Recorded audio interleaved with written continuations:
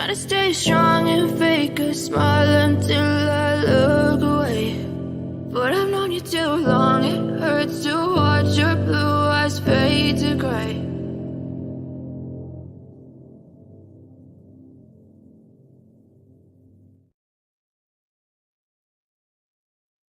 Huh. Well, hello.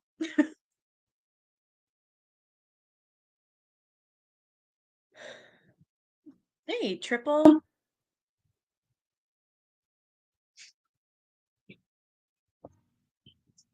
Don't let me forget. I got pumpkin pie to eat after this. I don't want to forget because I know that instead of the pumpkin pie, if I do forget, I'm gonna go for those Doritos. Actually, I guess it doesn't matter. I'll have both. Hey, Nun. Do you want to come up here with me? And that way, I don't know while I'm reading this, if you have any comments or anything, you can stop me. You're pretty knowledgeable, so yeah. I'm making you come up.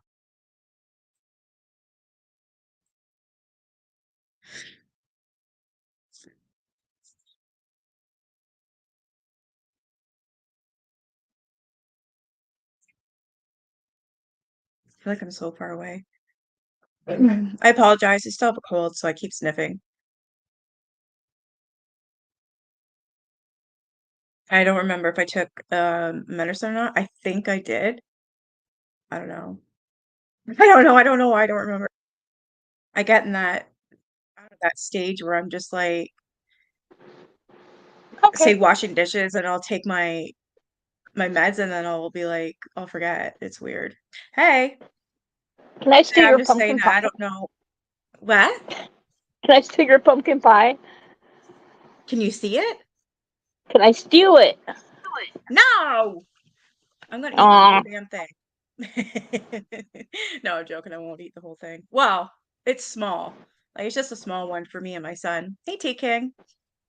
So I got They're that expensive. yesterday when I went to go get my son's girlfriend a present. Paid $33. Like I don't mean to complain. It's I just find that's a lot of money for the little that we got. Because she likes Hello Pumpkin Kitty, pie is right? So we expensive. looked, Yeah, yeah, well, it's we looked expensive. everywhere. It's crazy. We looked everywhere for anything Hello Kitty. There was absolutely nothing in this small town. So I'm like, oh my God. Then I'm like, wait a minute. There might be a calendar. Whatever, I'll get a calendar. Sure enough, there was one Hello Kitty calendar left, and that was $20 or sorry, $15. I'm like, huh, now what? She likes those plushies. I guess you squeeze the belly and like what the hell's on the inside? Like this gel ball stuff? I don't know. Or the Weird Jelly Belly balls in his things or whatever. something like that, yeah. So he wanted to get that, and her favorite color was green, so we got that, and he wanted to get her a card. Then he's like, "Well, what about gummy bears?" Oh, she likes Kit Kats too. So, okay, that's it. And then you know what he did? You know what he did? He took my fucking s'mores. He Yeah, didn't. Oh he no. did. That little. I didn't say anything to him. I'm not gonna yell at him or anything because I guess he really wanted to. I thought he was messing with me. No, he was really giving it to us. So S'mores. you went He's to like, the "Well, you don't have." store. So Yeah. you went to the store to buy her all that stuff, and he still gave away your s'mores. Still give away my freaking s'mores. Are you kidding me? He's like, well, you don't have a fire pit. I was like, I don't care. I told you I was gonna put it in the oven. Son of a bee. Took my damn s'mores. I still can't believe it. I'm trying to see if Goose will get her butt in here. I told her to because she doesn't know what a poutine is and she doesn't know what bird is, so I wanted to show her. Because I said I was making a Poutine poutine tonight. is good, especially with pork. Real pork, not like the fake stuff that they make down here. Yeah, no, I roasted a pork roast and then I just tore it to bits and then I had the packet of seasoning that I bought at the store. So it had all the spices in it. I just had to add like apple cider vinegar, brown sugar, and ketchup. It was good. Really good. We ate like a lot of it. Just freaking had it. And then we made poutines. So there's only a little bit left. Hi, SD. I can't have pork anymore, but Do we have I miss what? it. What is it? I can't have pork because I had a gastric bypass in 2006 because after I gained a lot of weight after I got injured, Yeah. and they messed up on the surgery, so they had to reconnect my small intestine. So now I can't Oh my. process pork anymore. It sucks Oh my God, because I that love pork. sucks. I'm right here, Teresa. What do you mean, where am I? Hi. What the heck? I'm right here.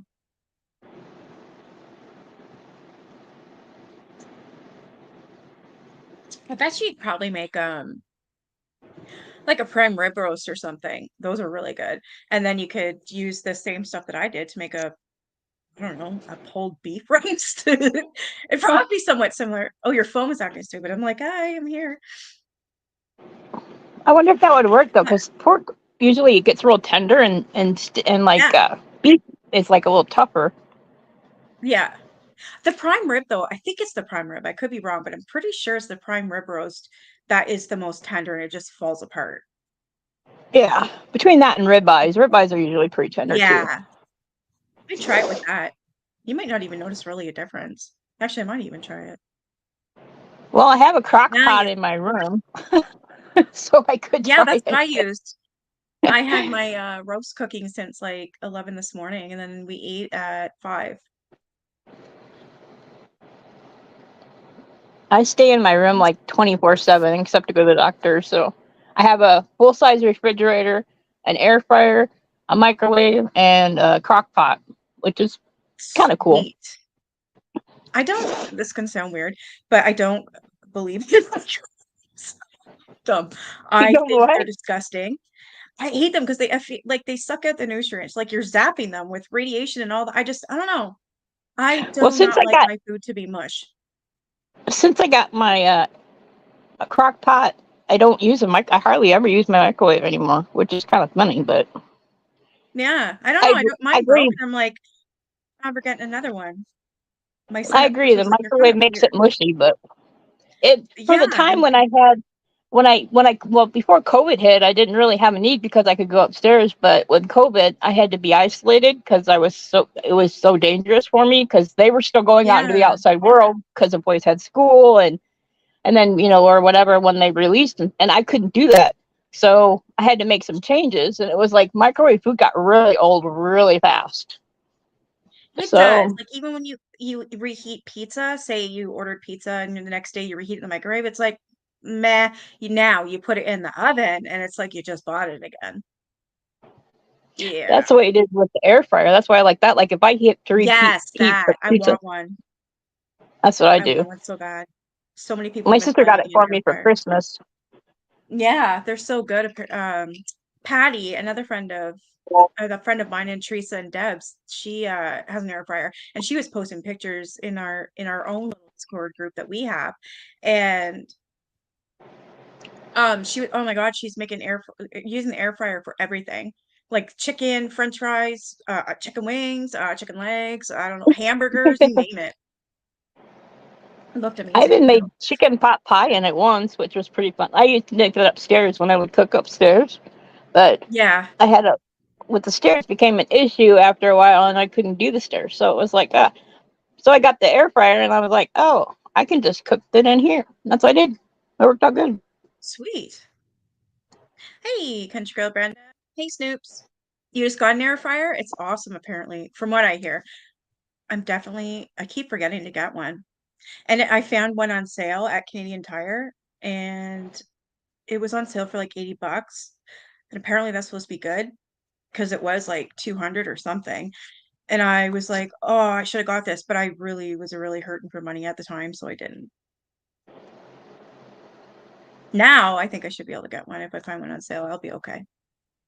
So that's my I think plan. they only I'll spent do- like $50 on the like 100, maybe 50 or $100 on mine. They got it for Christmas, so they're not too You know what? bad. Well, at Canadian Tire, they are more expensive though, to be honest, because they only have select brands. So that's probably why. Oh, Oh, my big maybe. sis, Super Snoopa. Yell at me if you see Goose in the audience. I told her to come over. I need to show her what cheese curd is because she doesn't know. She's in the UK, so she doesn't know what poutines are or curd. And I was laughing at her. She's like, "You're gonna think I'm stupid. I don't know what curd is either." I'm like, "Oh my god, you gotta come over. I'm gonna show you." I have curd in my fridge still, so I wanted to show her. I grew up in Wisconsin, Uh, so cheese curd was a staple in my house. oh hell yeah, I got it on hand all the time. I just eat it as a snack. I love it. The white and the cheddar. So I don't know if you I guys. love cheese, period. Yeah, me too. Um, I did read previously Helter Skelter by Vincent Bugliosi. Pooh Tang. I was on Once you Michael read this, Malloy's live and he called all over the place asking for a poo tang. Like he called, I don't know, Alberta in Canada, and he was like, what the hell did he call? I think it was Taco Bell, and he's like, "Do you got poo tang?" I'm like, yeah, okay. I can't keep a straight face. This is crazy. But yeah, I did read that book, Helter Skelter by Vincent Bugliosi. So this is a new once one. But once you I read like this this one. one, that one will be just like all you'll notice all the different mistakes in it, and it's really Yeah. kind of eye opening as to how deep Tom O'Neill goes in this. Yeah, that's what I'm hoping because it mentions the CIA and the secret history of the city. So I'm really interested in that aspect of it. All right, so I'm going to start off with the prologue. Right off the bat, Vincent Bugliosi was on another tirade. Okay, that's funny. Nothing could be worse than accusing a prosecutor of doing what you're implying that I did in this case. He barked at me. It's extremely, extremely defamatory. Why do I feel like I'm talking about KJ?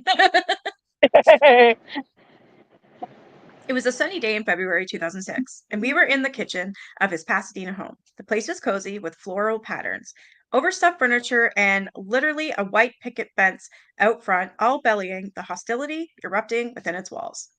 Bugliosi wanted to sue me.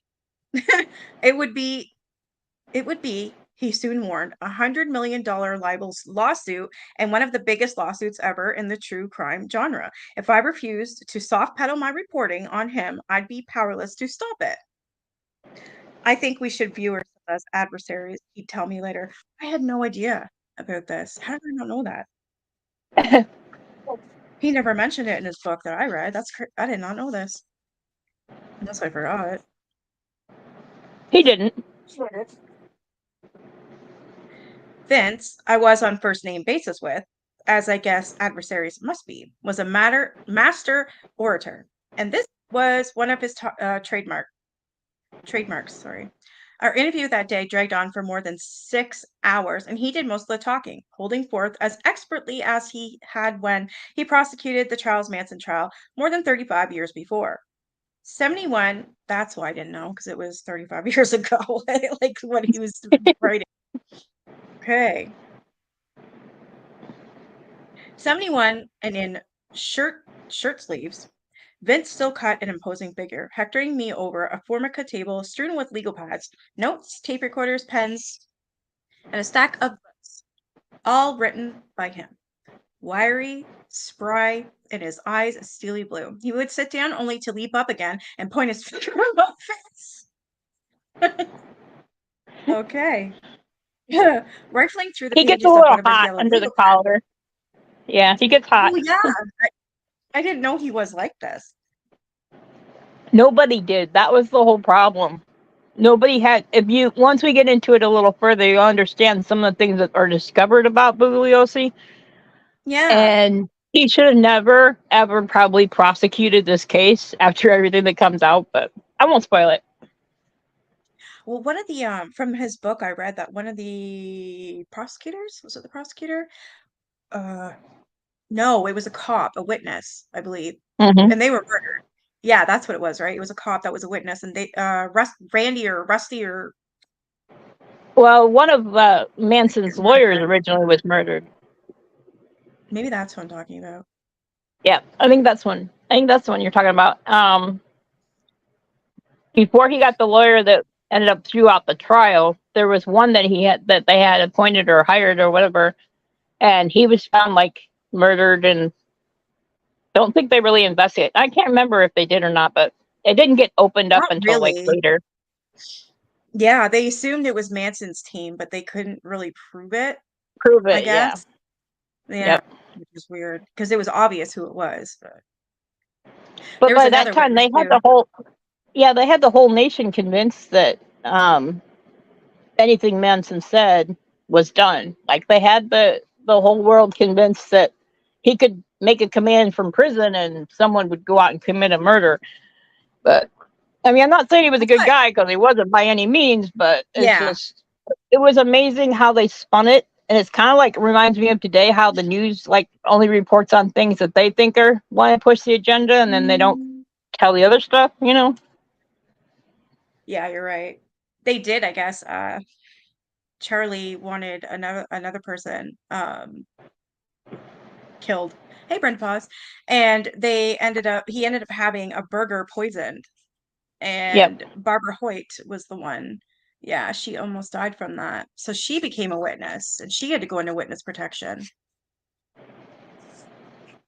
All right. So he leapt up again and to point the finger in my face. Ruffling through the pages of one of his yellow legal pads, he read from some remarks he'd prepared. I'm a decent guy, Tom, and I'm going to educate you a little about just how decent Vincent Bugliosi is.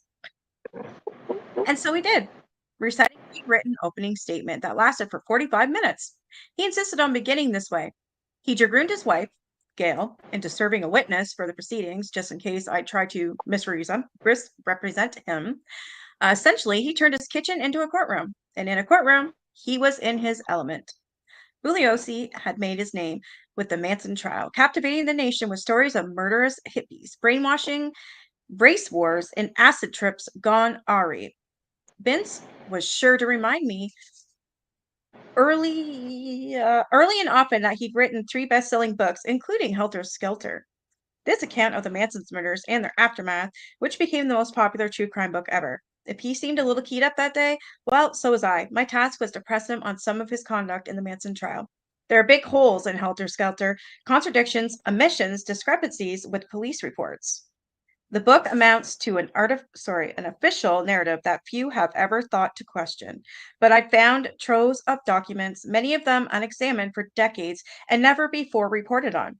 That entangled Vince and a host of other major players like Manson's parole officer, his friends in Hollywood, the cops and lawyers and researchers and medical professionals surrounding him. Among many other things, I had evidence in Vince's own handwriting that one of his lead witnesses had lied under oath. Holy crap. I sometimes wonder if Vince could see what a bundle of nerves I was that day. I'm not a church going person, but I'd gone to church that morning and said a little prayer. My mom always told me I should pray when I need help, and that day I needed all the help I could get. This one sounds really funny. Like, this guy sounds funny. Plug my laptop.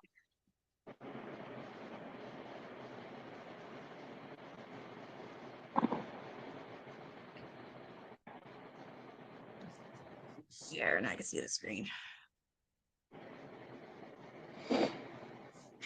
Bugliosi was a liar and a con. No, don't be sorry. I didn't know that. Not until what I'm learning now. Well, This will be later interesting. on, when you find out some of the things Bugliosi did concerning his marriage and wife, it's pretty weird. Ugh, I probably got mad at him. No, you're just gonna wonder how he got to be where he was. Is what you're gonna wonder. Probably. And Howie, I'm assuming, because I'm an empath, if he got away with anything, I'm going to be furious. You're like, why? Oh, he got away with a lot. Shit. I hope that my interview with Vince would mark a turning point in my 7 years of intensive reporting on the Manson murders. I interviewed more than 1,000 people by then. My work had left me at various points broke, depressed, and terrified that I was becoming one of those people, an obsessive conspiracy theorist, a lunatic. I'd let friendships fall away. My family had worried about my sanity. Manson himself had harangued me from prison. I'd faced multiple threats in my life. I don't consider myself credulous, but I discovered things I thought impossible about the Manson murders in California in the 60s. Things that reek of duplicity and cover up, implicating police departments up and down the state. plus the courts, plus, though I have to take a deep breath before I let myself say it, the CIA. If I could get Bugliosi to admit any wrongdoing or even to let a stray detail slip, I could finally start to unravel dozens of the other strands of my reporting. Maybe soon I could get my life back, whatever that might look like. At the very least, I can know that I'd done all I could to get to the bottom of this seemingly endless hole. Sitting in the kitchen, though, and watching the hours wear on a Vince as Vince defended and fortified every point he made, my heart sank. He was stonewalling me. I could hardly get a word in edgewise. It's a tribute to your research, he told me. You found something that I did not find. In the closet, closest thing I got to a concession, he said. Some things may have gotten past me, but, he added, I would never in a trillion years do what you're suggesting, okay? Never. My whole history would be opposed to that. Add number two, Tom, even if I had the thought that you're suggesting of suborning perjury. It goes nowhere. It's preposterous. It's silly. Who cares? It means nothing. Who cares? I've asked myself a lot over the years. Was it worth investing so much of my time and energy in these? Some of the most well-known, worn-out crimes in American history. How did I end up falling into this anyway? I remember glancing over at Gail, Vince's wife, during his long, stentorian opening statement. She was leaning against the counter looking exhausted, her eyelids drooping. Eventually, she excused herself to go upstairs and lie down. Holy.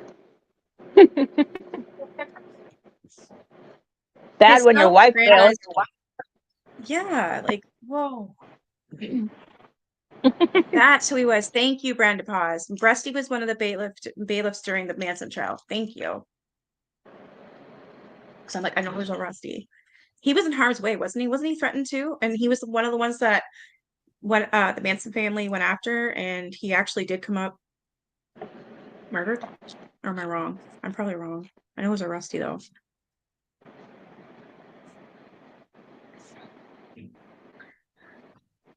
So eventually she excused herself to go upstairs and lie down. She must have heard it all 1,000 times before. His scripted lines, his self-aggrandizement. When I'm down on myself, I imagine everyone feels like Gail did that day. Oh no, not the Manson murders again. We've been through this. We preceded this. We know everything there is to know. Don't drag us back into the story. I was almost heartened then to see that Vince was so anxious. That's what kept me going, knowing that I'd gotten under his skin. Why would he be so committed to stopping this? And if what I discovered was really nothing, why had so many of his former colleagues told me otherwise? He was on People's Court? Really? Hey, Goose. Good, you're here. Okay, now I'm going to show you what Kurt is in a poutine. I'm going to quickly show you. I have to. Okay. So here's poutine. Just a minute. Oh, yeah, these are amazing. Okay. Uh,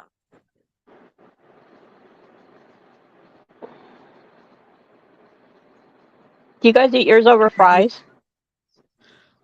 look at that loveliness. Do you make them with French fries or do you make them with real potatoes? French fries, homemade fries. Yep, homemade French fries. fries you buy in the freezer. And then here's the curd. Do you see that white stuff? Here, hold on. So that white stuff that looks weird, that's curd. That's cheese.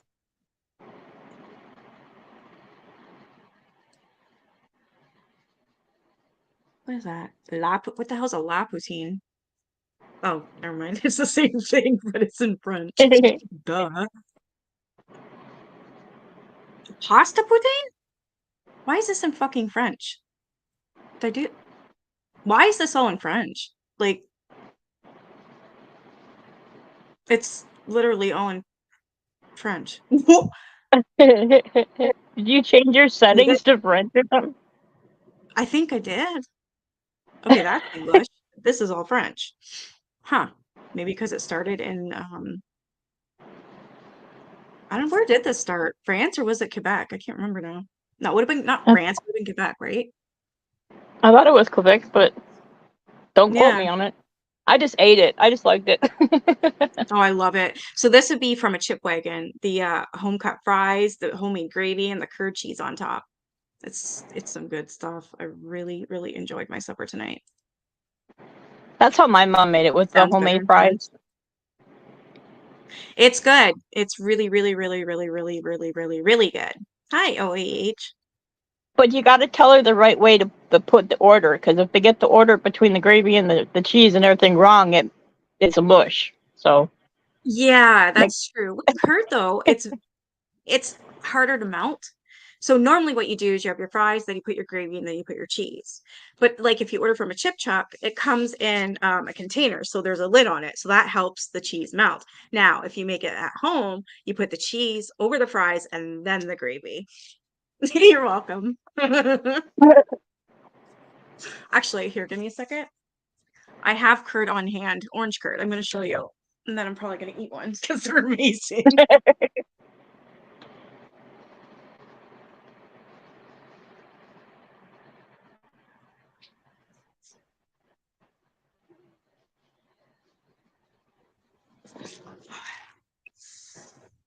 So this here is a bag of curd.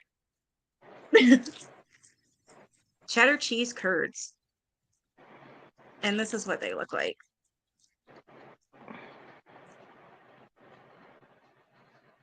and they're good. They're They're good very good. deep We'll fried just, too. yeah. So there's one there. They're amazing. Do you Sorry, I'm deep fry eating yours here. ever? Well, still cheese curds. What'd you say, sorry? I said, do you deep fry yours ever? You know, I've had bread them bacon and deep curd. fry them. No, I haven't, but I went to a restaurant that had them, and they were really good. They gave me a Yeah. friggin' pound, and I was like, shit, I'm not gonna be able to eat all these.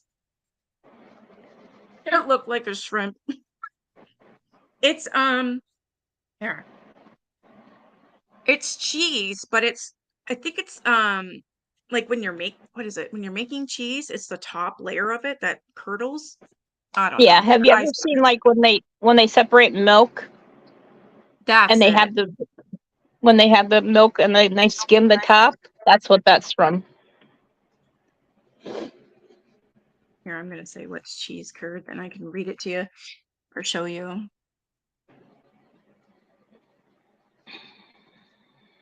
I want the types. I just want to know what the hell is cheese curd. Not what's cheese for. What is cheese curd? Jeepers.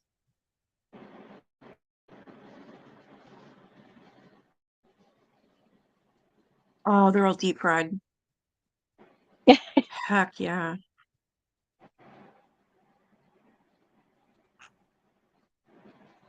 They call it the squeaky snack because honestly, when you are eating them, they squeak while you're eating them. So they are small chunks of cheese that form during the cheese making process. They're also known as squeaky cheese because of the sound they make when you bite them. So they're small chunks of cheese that form during the cheese making process. Okay, so it is the top layer, right? I believe, anyways. Yep. I want these cheese curds. I want those. Ooh. And I'm hungry. Great. Good going. Isn't that cool? You've tried them? They're good, eh? We don't eat weird food. I know I'm hungry Who now. said, who said we ate weird food? Here's a weird food that I'm obsessed with as well is these things. You ever heard of sesame snacks? Yep. You have? Also, Yep. I eat them. it's I all eat them all flat. the time. It's all sesame seeds, but it's made with honey, so they're like really flat. They look like crackers. I love them. They're so good. At You first, I never thought heard they of were that like stuff? flaxseed Yes, crackers. You know. yes, that's what they Yeah. look like. I don't even Yep. remember when I first tried them. I can't remember. I think I was younger when I was a kid. I didn't really know what they were. Somebody must have given them to me, and now every time I see them, I have to buy them. They're becoming rare. Yeah, they are because I have to order mine off the internet. I can't get them local anymore. Yeah, I can't find them. I think I bought them all from Giant Tiger, and the dollar store doesn't even have any. So I was like, crap. Land of Weirdos. Oh, whatever. I can guarantee if you came here, you would be leaving 500 pounds bigger because that's all I do is eat. Eco gamer. I turn you into the Pillsbury Doughboy. And then when I press your stomach, you'll go, woohoo! All right, I'll start reading this book. Got carried away with my No, I just wanted to show Goose though, because she had no idea. She's never heard of this stuff.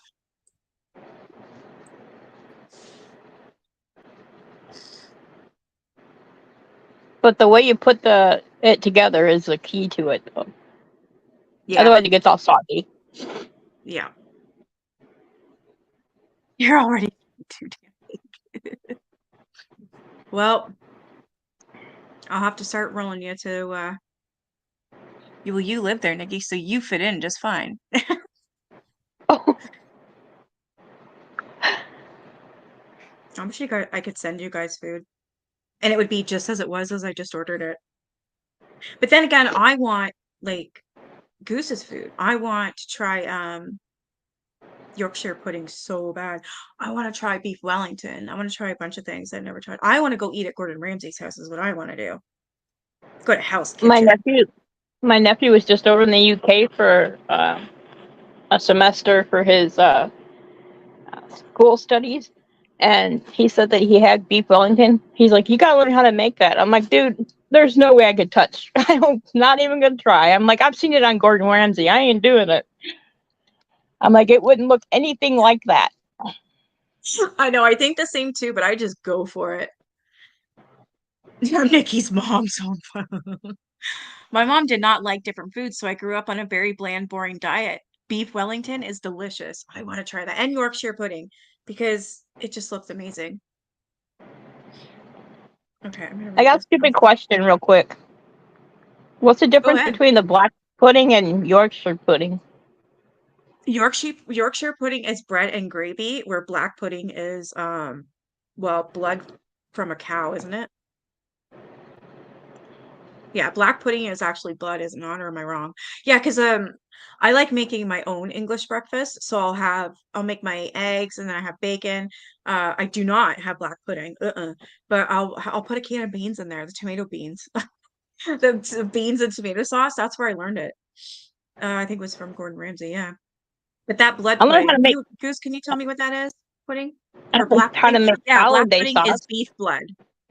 Okay, Yeah, good. it's a that's what it is. Okay, so it's beef blood. I knew it was blood of something. Okay. Then there's that I don't- disgusting head cheese. Isn't that sheep's brain? Blech. Yeah, that's brain. And pig's feet. Ugh. People eat a lot of weird shit. I learned how to make hollandaise sauce from Gordon Ramsay though. I I watched a couple love videos eggs and Benedict.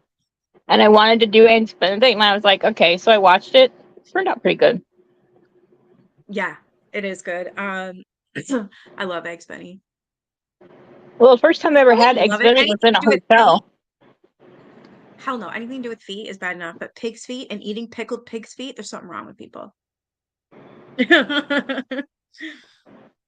Well, Rocky Mountain oysters are real good. Oh my God, that's not like balls Yeah. too, isn't it? I'm just kidding. I'm Right. not eating them. I'm just Losing my kidding. appetite.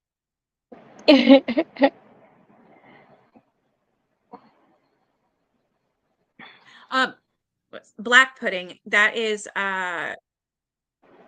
cow's blood. And it comes in like a sausage thing. Like it looks like a sausage, but it ain't. It's cow's blood. Some people eat chicken feet. Seen it on a TV show? Ew. Man, who eats feet? Feet are nasty. Ugh. I dated a guy that used to eat frog's feet or frog's legs or whatever. Ugh. Yeah, frog legs. Somebody told me they're like, yeah, I eat frog's legs all the time. They're so good. They taste like chicken. I'm like, yeah, well then eat chicken because that's gross. You eat all kinds of weird stuff. Oh my gosh. But then again, I like ketchup on my mashed potatoes, so No, you're one of I'm them. Yeah, that blood sausage stuff. Yeah, it's gross. But they have that. That's apparently what an English breakfast is. Is bacon, ham, the blood sausage, the black pudding, whatever the hell it's called, eggs and tomatoes and a can of beans. I think that's it. I think. There might be more. It's huge. Like you need like a huge ass plate. Where the okay, I think it was right here.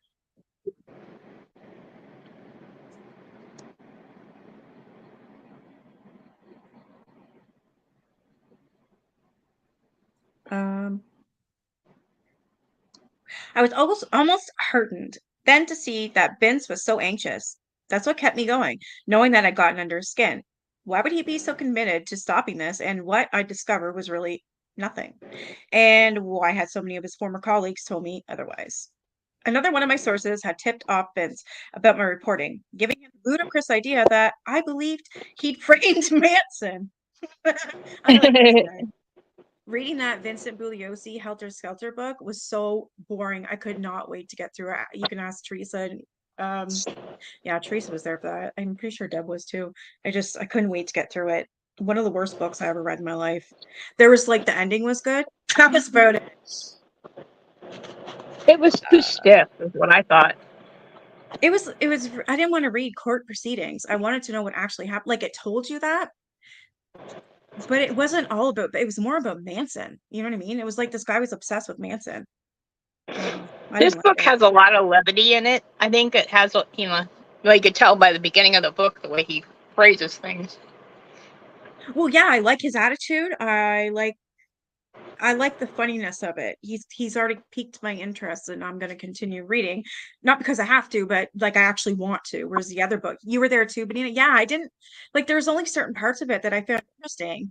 And then I was like, I don't know, man. I was dying to get through this book. I just wanted to be done with it. So is Well, Manson to trying to tell you say the he was truth, involved with the CIA? I don't if you know didn't yet, like the Goose. book, you wouldn't make you read it anyway. I mean, if you weren't enjoying it, why would you continue reading it? I wouldn't do that to you. I did because I hate starting something and not finishing because I wanted to know if there's anything more good in it, and it just turned out to be a waste of time. I don't I know, think you'll Goose. like this I've one. literally just started. I've read a few pages, that's it. I keep talking about food. I think you'll like this one. Okay. Yeah, I already do. So yeah, another one of my sources had tipped off Vince about my reporting, giving him the ludicrous idea that I believed he'd frame Manson. That was dead wrong. I've never been a Manson apologist. I think he was very bit as evil as the media made him out to be. But it is true that Stephen Kay, Vince's co-prosecutor on the case, and no friend of his, had been shocked by the notes I'd found in Vince's handwriting, telling me they could be enough to overturn all the verdicts against Manson and the family. Holy crap. Yeah, it Yeah. goes on forever. Ugh, shit. That was never my goal, though. I just wanted to find out what really happened. I don't know what to believe now, Kay told me. If he, Vince Yossi, changed this, what else did he change? I wanted to know the same thing, but Vince always found a way to change the subject. Where does it go? He kept asking. What's the point? The point, as I saw it, was that an act of perjury called the whole motive for the murders into question. Vince was too busy patronizing about my motives to take that into consideration. How did I dare insinuate that he'd done something wrong? How could I live with myself if I tarnished his sterling reputation? He liked to bring up the man in the mirror as if he and not Michael Jackson had popularized the phrase. You cannot get away. Vince said you cannot get away from him. I tried to steer the conversation back to Manson, but Vince was having none of it. He wanted to recite some testimonials about his good character to read them into record. Okay, clearly this guy is a fucking narcissist. Holy shit. Vincent Yeah. Bugliosi, wow. I think he's obsessed with himself. As the book goes on, you'll find more of his narcissistic traits that come out. Yeah, because I never saw that at all. Both of us had showed up that day with two tape recorders. I was as scrupulous as he was, and neither of us wanted to risk having an incomplete account of the conversation. Over and over, whenever the intensity mounted and Vince had something sensitive to say, he demanded that we go off the record, meaning each of us had to shut off two machines, sometimes just for a few seconds, only to turn them all back on again. Often get one of us, and I'd have to say, Vince, you didn't turn it off. Off the record, he lashed into me again, his eyes piercing under that silver crescent of hair. If you do the book and it's legally defamatory, you have to realize one thing, he said. You have to realize that. I have no choice. I have to sue you.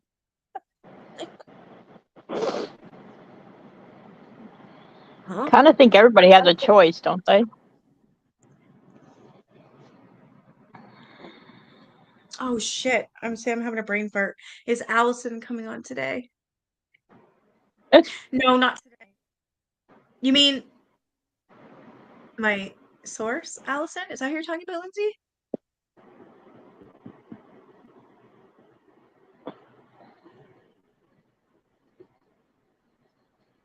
I have no idea.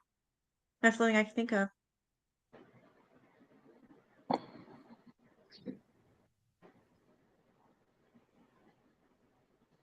By the time I left his house, I had a headache from all this shouting, and the sun had set behind the Hollywood Hills.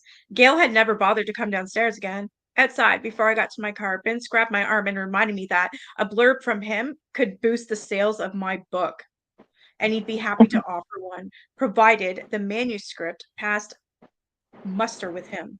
That's not a quid pro quo offer, he added, but it seemed like one to me. What a dank. mm-hmm. Like, really? Very conceited, thinks very, very highly of himself, very narcissistic. Driving away, I felt despondent. I just gone toe to toe with one of the most famous prosecutors and true crime authors in the world. Of course, I hadn't broken him. I knew I wasn't alone either. Other reporters had warned me that Vince could be ferocious. One of them, Mary Newswender of the Long Beach Press Telegram and Independent, told me that Vince had threatened her back in the 80s when he was preparing an expose when she was preparing an expose on him. He knew whether her kids went to school, and it would be very easy to plant narcotics in their lockers. Holy See what shit. I mean? And it would be very easy to plant narcotics in their lockers. Actually, I didn't even need another source. Vince himself had told me mere minutes before that he had no compunction about hurting people to exact justice or get revenge. Oh my gosh.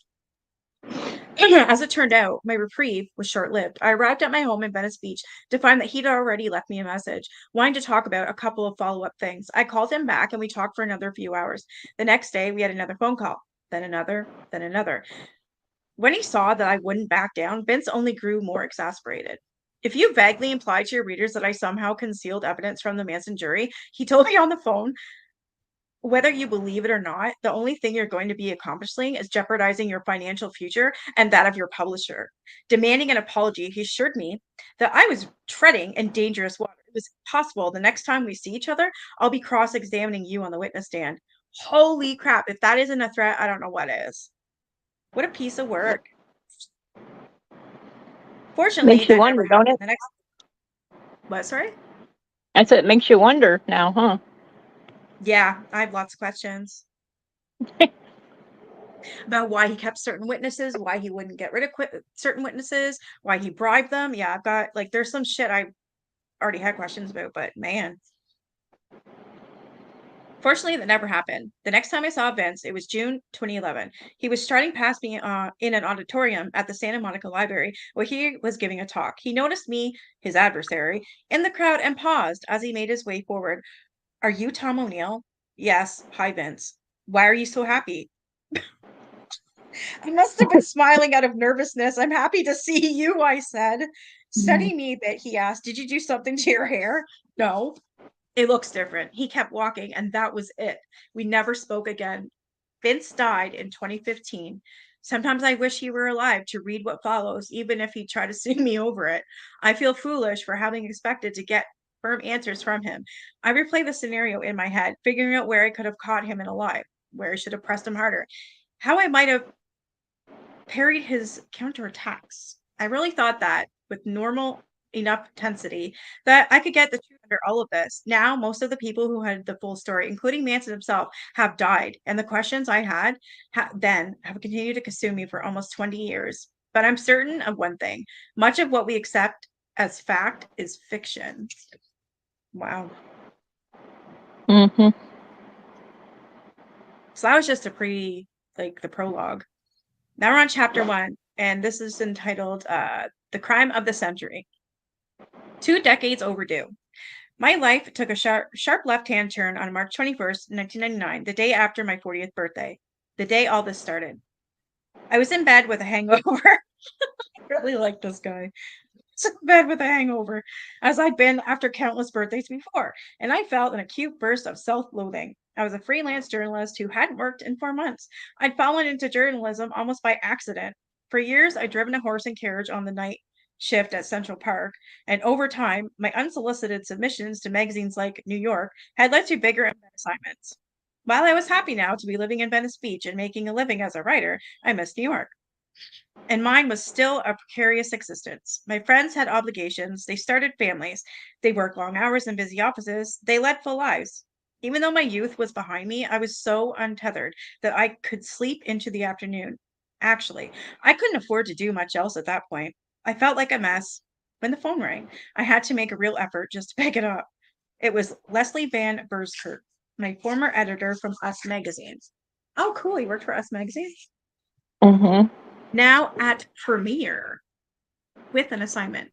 The 30th anniversary of the Manson murders was coming up, and she wanted a reported piece about the aftershocks in Hollywood. So many years later, Manson's name still served as kind of a shorthand for a very American form of brutal violence, the kind that erupts seemingly from nowhere and confirms the nation's darkest fears about itself.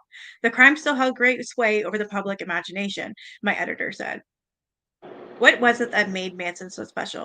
Why had he and the family lingered in the cultural conversation when other, even more macabre murders had faded from memory? Premiere was a film magazine, so my editor wanted me to talk to Hollywood's old guard, the generation that had found itself in disturbing proximity to Manson, and to find out how they felt with 3 decades of perspective. It was a loose concept. Leslie trusted me to find a good direction for it and to shape it into something unexpected. I almost said no. I'd never been particularly interested in the Manson murders. It was 10 years old and when they happened, growing up in Philadelphia, and though my brother swears up and down that he remembers me keeping a scrapbook about the crimes, I can't recall how they affected me in the slightest. If anything, I thought I was one of the few people on the planet who'd never read Helter Skelter. Like an overplayed song or iconic movie, Manson held little interest in me precisely because he was ambiguous. The murders he'd ordered were often discussed as the crime of the century, and crimes of the century tend to be pretty well picked over. But I needed the job and I trusted Leslie's judgment. We worked together on a number of stories at Us. It was a monthly magazine then, not a weekly tabloid. And a piece like this, Pitch Black, would be welcome departure from my routine as an entertainment writer, which called for a lot of sit down meetings with movie stars in their cushy Hollywood Hills homes. When they trot out lines about brave career choices and the need for privacy. That's not to say the work was without the twists and turns. I'd gotten in a shouting match with Tom Cruise about Scientology. Oh my God. Gary Shandling had somehow found a way to abandon me during an interview in his own home, and I pissed off House Baldwin. Thank you for recommending this book. You're welcome. I like Part it. of the reason I told you about it is because you make things fun, so I thought you would get a kick out of it. Oh, I actually absolutely love this. I want to read it all in one almost, you know what I mean? Yeah. Yeah. Although the audio book itself is like 9 hours, so we're looking at a couple weeks of more here. That's what I'm thinking. Do you want to do this at least twice a week so we can keep up with it? What is today? Thursday? Yeah, So I'm like free anytime. I pretty much am anyways too. So how about every Tuesday and Wednesday I should do that alien book with Autistic, and then Thursday and Friday for you with this one. And then I'll still keep Okay. doing my KJ videos every day, but as for lives, I just want to get these books read because I'm dying to get into the Herbaumeister one. Just to level you Right, out from over. the KJ videos. It won't make you so upset. Yeah. That's what I'm thinking. And plus all the stuff in our Discord, right? That we've been mentioning, talking about like all the different subjects. I want to do that too. So I'm gonna basically spend my time on lives with that stuff. And the KJ stuff, I'm just gonna make videos on it. So that way I have something positive to do and cool things to look forward to. And I think that will also help me stabilize my mood Mentally. and not you're right, and not be so just affected by her. That's why I Okay, watch farm so videos. yeah. So it pissed off Alec Baldwin, but who hasn't? I had some chops, in other words, but not much in the way of investigating bona fides. For a recent story unsolved murder. I chased down some great leads, but because my case was mostly circumstantial, the magazine sensibly decided to play it safe, and the piece came out toothless. This time I thought I could do better. In fact, through the fog of my hangover, I remember thinking, this will be easy. I agreed to file 5,000 words in 3 months. Afterward, I thought maybe I can move back to New York. 20 years later, the piece isn't finished. The magazine no longer exists, and I'm still in LA. Poor bastard. Be better with the Irish. That's Oh, what I happens invited when you. you wake up with a hangover and then you just agree to something. Right? Oh, your book. You just got it today. I invited you to my Discord, Better with the Irish. I'm positive I did. Just check and see if I did, and you can join my new one. It's for empaths. So I figured, and a bunch of other things in there. I figured you'd like that, and that way you also get notifications when I go live too. You're all welcome to join. A picture puzzle. Before I interviewed anyone, I read Helter Skelter. I saw what all the fuss was about. It was forceful, absorbing book with disquieting details I never heard before. In their infamy, the murders always seemed to exist in a vacuum. And yet, reading Bugliosi's account, what had seemed flat and played out was full of intrigue. I made notes and lists of potential interviews to try and find an angle that had been worked over. Toward the beginning of the book, Bugliosi chides anyone who believes that solving murders is easy. Can someone put my Teresa, can you put the Discord link in here? Or Snoops? These two are mods. In literature, a murder scene is often likened to a picture puzzle. If one is patient and keeps trying, eventually all the pieces will fit into place. Veteran policemen know otherwise. Even after a solution emerges, if one does, there will be leftover pieces, evidence that just don't fit. And some pieces will always be missing. He was right, and yet I wondered about the leftover pieces in this case. In Bugliosi's telling, there didn't seem to be too many. His picture puzzle was eerily complete. Oh yeah, you can't share. It is in the community tab. The sense of certitude contributed to my feelings that the media had exhausted the murders. The thought of them could exhaust me too. Bugliosi describes Manson as a metaphor for evil, a stand-in for the dark and malignant side of humanity. When I summoned Manson in my mind, I saw that evil, the maniacal gleam in his eye, the swastika carved into his forehead. I saw the story we tell ourselves about the end of the 60s, the soaring of the hippie dream, the death throes of the counterculture, the lurid Dion, I don't even know how to say that. I'm gonna type it in here. You guys can help me say, can you help me say it? I don't know what the hell, how to say it. How you spell it? I'm gonna put it in here in the chat here. I think that's like, no, maybe not. Yeah, how the hell do you say that? Dion's, I don't know. Words like that, I just.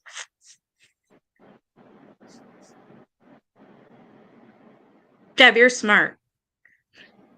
Figure how the hell I say that word. Like, word it out for me. So if it's Dion, Eason, Shin, I don't fucking know. I'm gonna stop. So that undercurrents, Los Angeles with its confluence of money, sex, and celebrity. Because we all know that story, it's hard to discuss the Manson murders in a way that captures their grim power. The bare facts, learned and digested almost by rote, feel evacuated of meaning. The voltage that shot through America has been reduced to a mild jolt, a series of concise Wikipedia entries and popular photographs. In the way that historical events do, it all feels somehow remote and settled. But it's critical to let yourself feel that shock, which begins to return as the details accumulate. This isn't just history, it's what Bugliosi called, in his opening statement at the trial, a passion for violent death. Despite the common conception, the murders are still shrouded in mystery, down to some of their most basic details.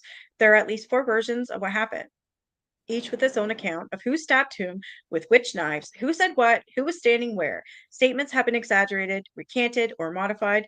Autopsy reports don't always square with trial testimony. The killers have not always agreed on who did the killing. Obsessives continue to litigate the smallest discrepancies in the crime scenes, the handles of the weapons, locations of the blood splatters, the coroner's official times of death. Even if you could settle those scores, you're still left with the big question: why did any of this happen at all?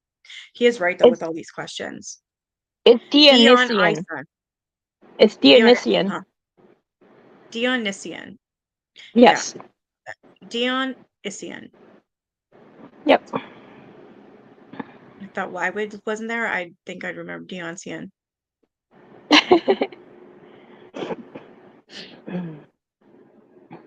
All right. Well, thank you very much. I'll probably forget. I will forget. I'm good like that.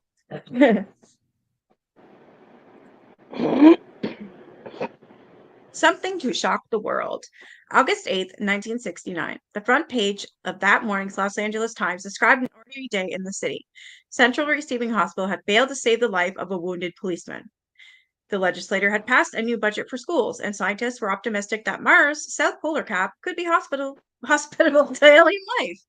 Holy, all the way back then, they're talking about Mars being hospitable to alien life. Holy shit. Oh yeah, I guess. In London, the Beatles had been photographed crossing the street outside their studio, a shot that would become the cover of Abbey Road. Walter Cronkite led the CBS Evening News with a story about the devaluation of the franc. The space race was in full swing, and Americans were dreaming, sometimes with a touch of trepidation, about the science fictional future. Less than 3 weeks earlier, NASA had put the first man on the moon, an awe-inspiring testament to technology ingenuity. Conversely, the number one song in the country was Zager and Evans in the year 525, which imagined dystopian is the same fucking thing. Dystopian. Yep. Future where you ain't gonna need to tell the truth, tell no lies. Everything you think, do, and say is in the pill you took today. It would prove to be more trenchant observation about the present moment than anyone would have thought. Late that night at the Spawn Movie Ranch, a man and 3 women got in a beat-up yellow 1959 Ford and headed toward Beverly Hills. A ranch hand heard the woman say, "We're gonna get some fucking pigs." Wow. The woman was Susan Sadie Atkins, 21, who'd grown up mostly in San Jose. The daughter of 2 alcoholics. She'd been in the church choir and the glee club and said that her brother and his friends would often touch her. Mm-hmm. Dionyson. I don't frickin' know. Yeah, she's. I don't know. I'll just keep asking Deb or you. She had dropped out of high school and moved to San Francisco, where she'd worked as a topless dancer and gotten into LSD. My family kept telling me, "You're going downhill, you're going downhill, you're going downhill," she would say later. So I just went downhill. I went all the way down to the. I need to laugh, but I can't help it. I did the same thing. Wow. Don't feel bad. Okay. How It's really bad when I'm in my room by myself listening to an audiobook and my sister hears me laughing down here. She's like, she'll call me on the phone. She goes, "What are you doing?" I'm like, laughing. She's like, "What?" I'm like, "Nothing, reading books." I'm like, "Okay." Yeah, like you got to hear this book.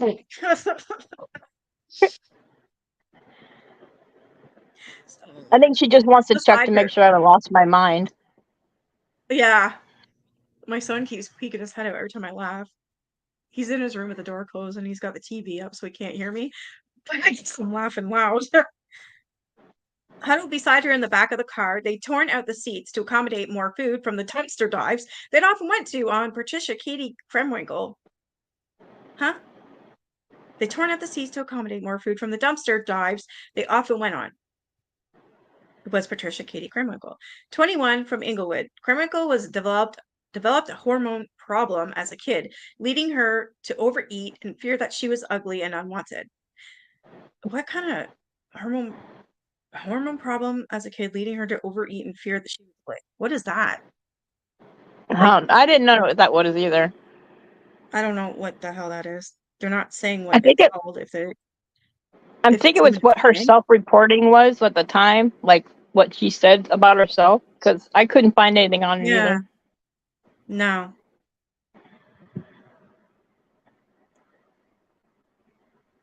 A hormone problem as a kid. I don't think that's a hormone problem to overeat and fear that she was ugly. That doesn't even make sense. I don't know. Anyways, Sounds like body dysmorphia to me. yeah, that's what that sounds like. PCOS, maybe? Yeah, it doesn't say. I think maybe the body dysmorphia sounds like it, not a hormone problem.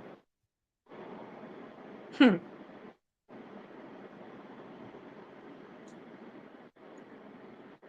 As a teen, she got into drugs and started to drink heavily. One day in 1967, she left her car in a parking lot, failed to collect the two paychecks from her job at an insurance company, and disappeared. In the passenger seat was Linda Kasabian, 20, from New Hampshire. She played basketball in high school, but she dropped out to get married. The union lasted less than 6 months. Not long after, in Boston, she was arrested in a narcotics bust. By the spring of 1968, she'd remarried, had a kid, and moved to Los Angeles. She sometimes introduced herself as Gianna the Witch. And at the wheel was Charles Tex Watson, 23 and 6'3" from East Texas.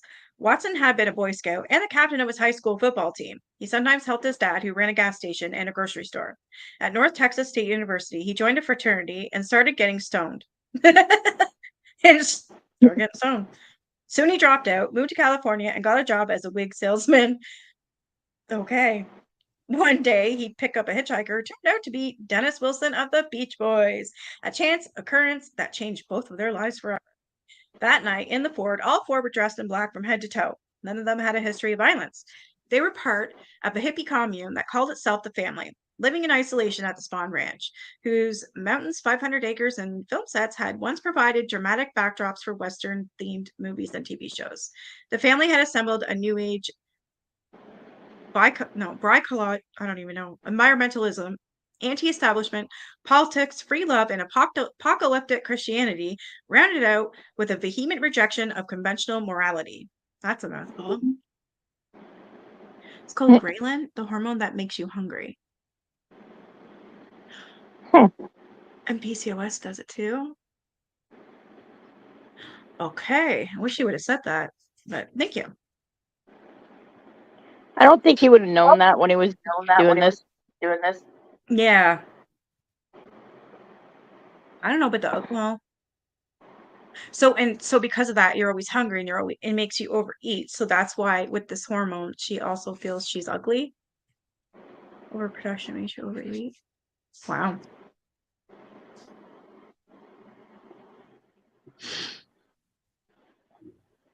More than anything, they lived according to the whims of their leader, the 34-year-old Charles. Is it Miles Manson?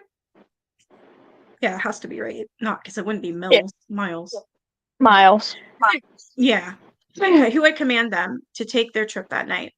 The four arrived at 10050 Cielo Drive, where the actress Sharon Tate lived with her husband. Oh, he's getting right into it, eh? All right. Trigger warning, guys. I'm assuming. So where the actress Sharon Tate lived with her husband, the filmmaker Roman Polanski. He was away in London and at the time scouting locations for The Day of the Dolphin, a movie in which a dolphin is trained to assassinate the president of the United States. You Okay, didn't hear then. that in Pelosi's book, did you? I did not. The Day of the Dolphins to assassinate the president of the frig. The drive to Cielo would have taken about 40 minutes. It was just after midnight when they arrived. Benedict Canyon was quiet, seemingly worlds away from the hustle and sprawl of Los Angeles. The house, built in 1942, had belonged to a French actress who had modeled in the Norman country estate of her youth. A long, low rambler at the end of the cul-de-sac, invisible from the street, it sat on the 3 acres of bucolic, isolated land. Nestled against a hillside on a bluff, it afforded views of Los Angeles, glittering to the east, and Bel Air's fulsome estates. Unfurling to the west, on a clear day, you could see straight to the Pacific, 10 miles out. Watson scaled the pole to sever the phone lines to the house. He'd been there before, and he knew where to find right away. There was an electric gate leading to the driveway, but instead of activating it, the four elected to jump over an embankment and drop onto the main property. All of them were carrying buck knives. Watson also had a 22 buntline revolver. Kasabian remained on the outskirts, keeping watch. The other three crept up the hill toward the secluded estate.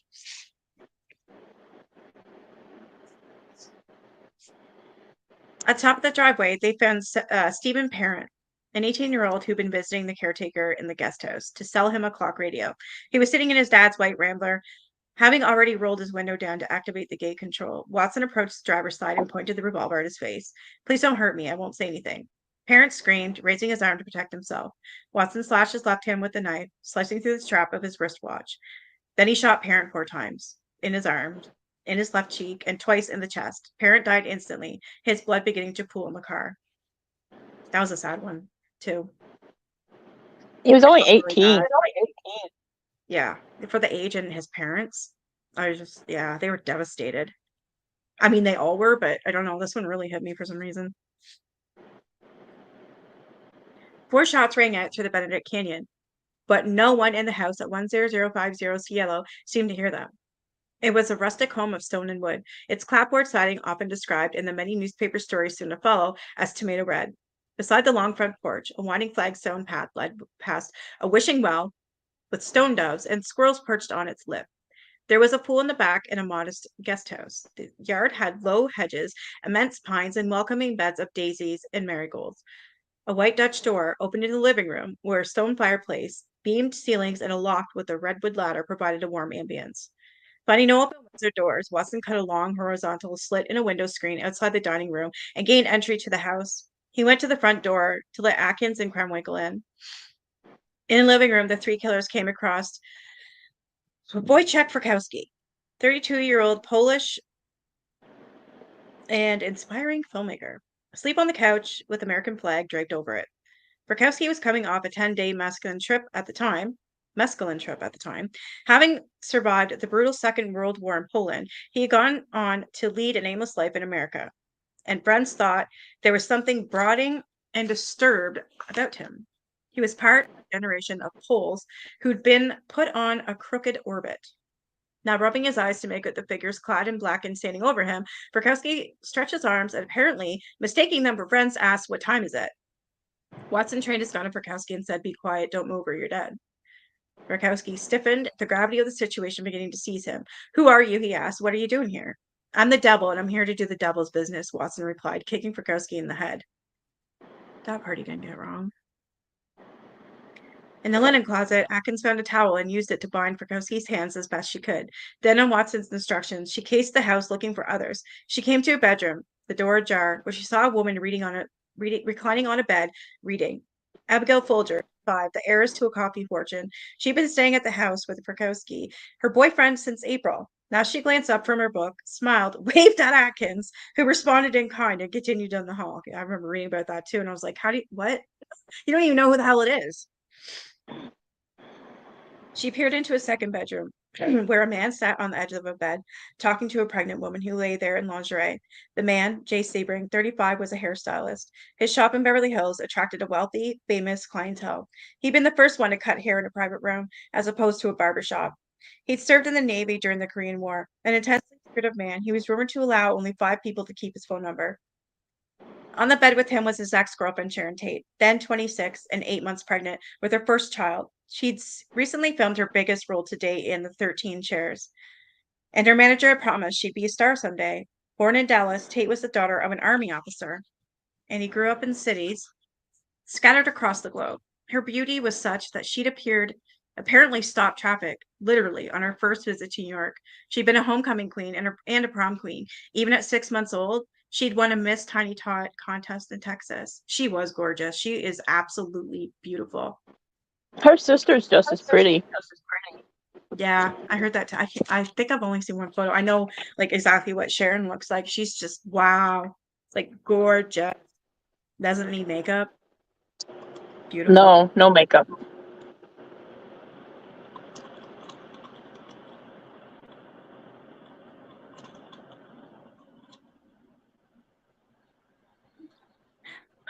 A film career she hoped would get her noticed for something beyond her good looks. There on Cielo Drive at the home she called the Love House, Tate was optimistic about the future. She believed her child would strengthen her marriage to Polinsky, who sometimes demeaned her. Yeah, he cheated on her every chance he got. He was scum. Yeah. Having reported back to Watson, Susan Atkins retied Frykowski's hands with a piece of nylon rope. She went to bring the others into the living room, returning with Folger at knife point, and then with Sebring and Tate. "Come with me," she told them. "Don't say a word or you're dead." In their shock and confusion, offered the intruders money, but whatever they wanted, be getting them to not hurt anyone. I don't know, I'm picturing it in my head. I don't know why it just happens. I don't mean to. And it fucks me up. Yeah, I'll give you the link after. I'm just done reading this, and then I'll have you come up. How about 8:30? I promised OH that she could tell her story, and I figure, Hey, we can stop now if you want. That's fine. oh no, I'm gonna go to 8:30 reading this. I don't want to start right at. Oh no, okay. So this next chapter isn't too far away.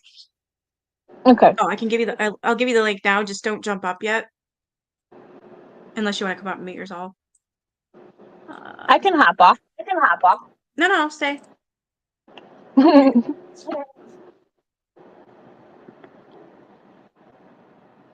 In their shock and confusion, they offered the intruder money and whatever they wanted, begging them not to hurt anyone. Watson ordered the three who'd come from the bedrooms to lie face down on their stomachs in front of the fireplace. Tate began to cry. Watson told her to shut up. Taking a long rope, he tied Sebring's hands behind his back and ran a length around his neck. He looped the rope around Tate's neck next, and then the Folgers throwing the final length over a beam in the ceiling. I can't get the images in my fucking head. Do you ever get that? It's like you see I it. do it every time I read a book. I get the same thing. I have it all You pictured see out, it. and then I wonder why I have such a vivid detail of the book. That's probably why I remember everything, Why because it we always goes through my mind. Yeah, why we like reading them. Like I can freaking see it. It's like I'm there. Mm-hmm. Sebring struggled to his feet and protested. Couldn't this man see that Tate was pregnant? He tried to move toward Tate, and Watson shot him, puncturing a lung. He crumpled onto the zebra skin rug by the fireplace. Since they were all tied together, his collapse forced the screaming Tate and Folger to stand on their toes to keep from being strangled.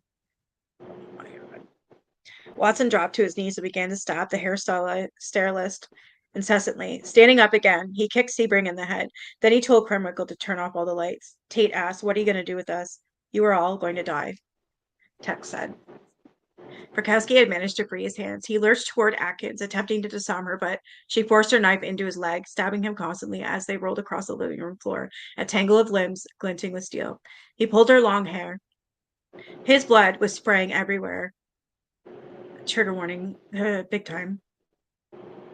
He pulled her long hair. His blood was spraying everywhere, and he'd been stabbed more than half a dozen times. But Frykowski staggered to his feet.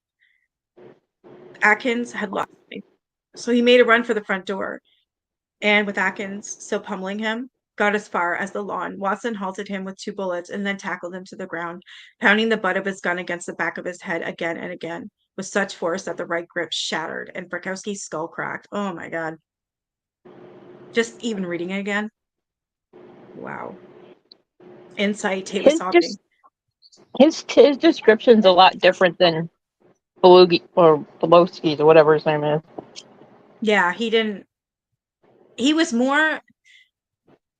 It was more about him and in this court case. It was all about him. Yeah. He skimmed over this, and he wasn't so intent on it. Not that we need to learn every detail, but he wasn't passionate about it. It felt to me. It was I feel more. like Tom O'Neill gave him a purpose in this story. Like he didn't just like they weren't just the victims. They were actually people. They were actually had lives. Actually, Yeah. Um. he didn't just dismiss them the way Pelosi did. Yeah, and that's exactly how it felt. I don't think I took my medicine because I can sniff. I'm still sniffing like a son of a bitch. Should probably blow my nose, but I'm too. I don't know where my freaking Kleenex box is. I need to take my medicine. I thought I did, but I didn't. And I could freaking breathe. I remember when they found that piece of that gun too. Yep. Inside, Tate was sobbing. Then Folger, who lifted the noose from her neck, ran down the hall and out of the house through a side door. She was halfway across the front lawn, her nightgown floating behind her like an apparition. When Carmichael caught up to her and brought her knife down, this one was horrible too, stabbing her 28 times. Watson joined in and Folger went limp, saying, "I give up. I'm already dead. Take me." That is fucking terrifying. Drenched in blood and their own sweat, the two killers rose to see Frykowski yet again, on his feet, stumbling toward them. Soon they were stabbing him with the same mechanical precision, forcing steel through flesh, bone, and cartilage. The coroner tallied 51 stab wounds on the pole, plus 13 blows to the head and 2 bullet wounds. Atkins had remained in the house with Tate, who was whimpering, sitting on the floor, still only in lingerie, and still bound by the neck to the dead body of her former lover, Sebring. She was the only one still alive. She was due to give birth to a child, a boy, in 2 weeks. Watson came back inside and ordered Atkins to kill her. Tate begged for her to spare her life, to spare her unborn child. I want to have my baby, she said. Woman, I have no mercy for you, Atkins responded, locking her arm around Tate's neck from behind. You're going to die, and I don't feel anything about it. Fuck. She stabbed her in the stomach. Watson joined in. The pair stabbed her 16 times until she cried out for her mother and died. This is, oh my God. They all deserved the death penalty. They did. He stripped her fingers into one of Tate's wounds and tasted her blood. Wow. It was warm, sticky, and nice, she'd recall later, to taste death and yet give life, she said. Wow, what a trick. She soaked a towel in Tate's blood and brought it to the front door where, following Watson's instruction to write something that would shock the world, she scrawled the word pig. Their work was done. Disgusting. When Watson, Atkins, Krimwinkel, and Kasabian returned to the Spawn Ranch early that morning, they went to their beds and slept soundly. I was gone, Atkins later recalled. It was like I was dead. Bullshit. I could not think about anything. It was almost as if I passed out, blacked out. My head was blank. There was nothing in me. It was like I had given it all. Nah, this shit excited them. All of them. I'm sorry it did. Didn't one of them say that it was acute to an orgasm? Exactly. I remember saying something like that. Like, yeah, don't even fucking go there and say that you left your body or passed out. No, you enjoyed it. At 10050 Cielo Drive was a scene of such callous, barbarous devastation that it shook something loose in the national psyche. August 8th, 1969 and August 9th, 1969 suddenly seemed to describe different realities. Media accounts were quick to infer something more sordid than ordinary homicide, something occult. One paper called the murders a blood orgy. Others reported ritualistic slayings and overtones of weird religious rite. The facts were unavailable or misreported. Maybe drugs were involved. Maybe they weren't. Maybe Sebring had been wearing the black hood of a Satanist. Maybe he didn't. The big picture was one of supernatural ruin. An officer at the scene said the bodies looked like mannequins dipped in red paint. Another said it looks like a battlefield up there. Pools of blood had soaked into the carpets. According to Time magazine, stray bullets were lodged in the ceiling. In Roman Polanski's, whose films were errantly, even proudly occultist, the public banned someone onto whom it would project its fatalism. A popular press account said that mere minutes before he learned of the murders, Polanski at a party in London had been discussing a friend's death. Eeny, meeny, miny, mo, he said. Who will be the next to go? I spaced out for a minute. I have to read that again.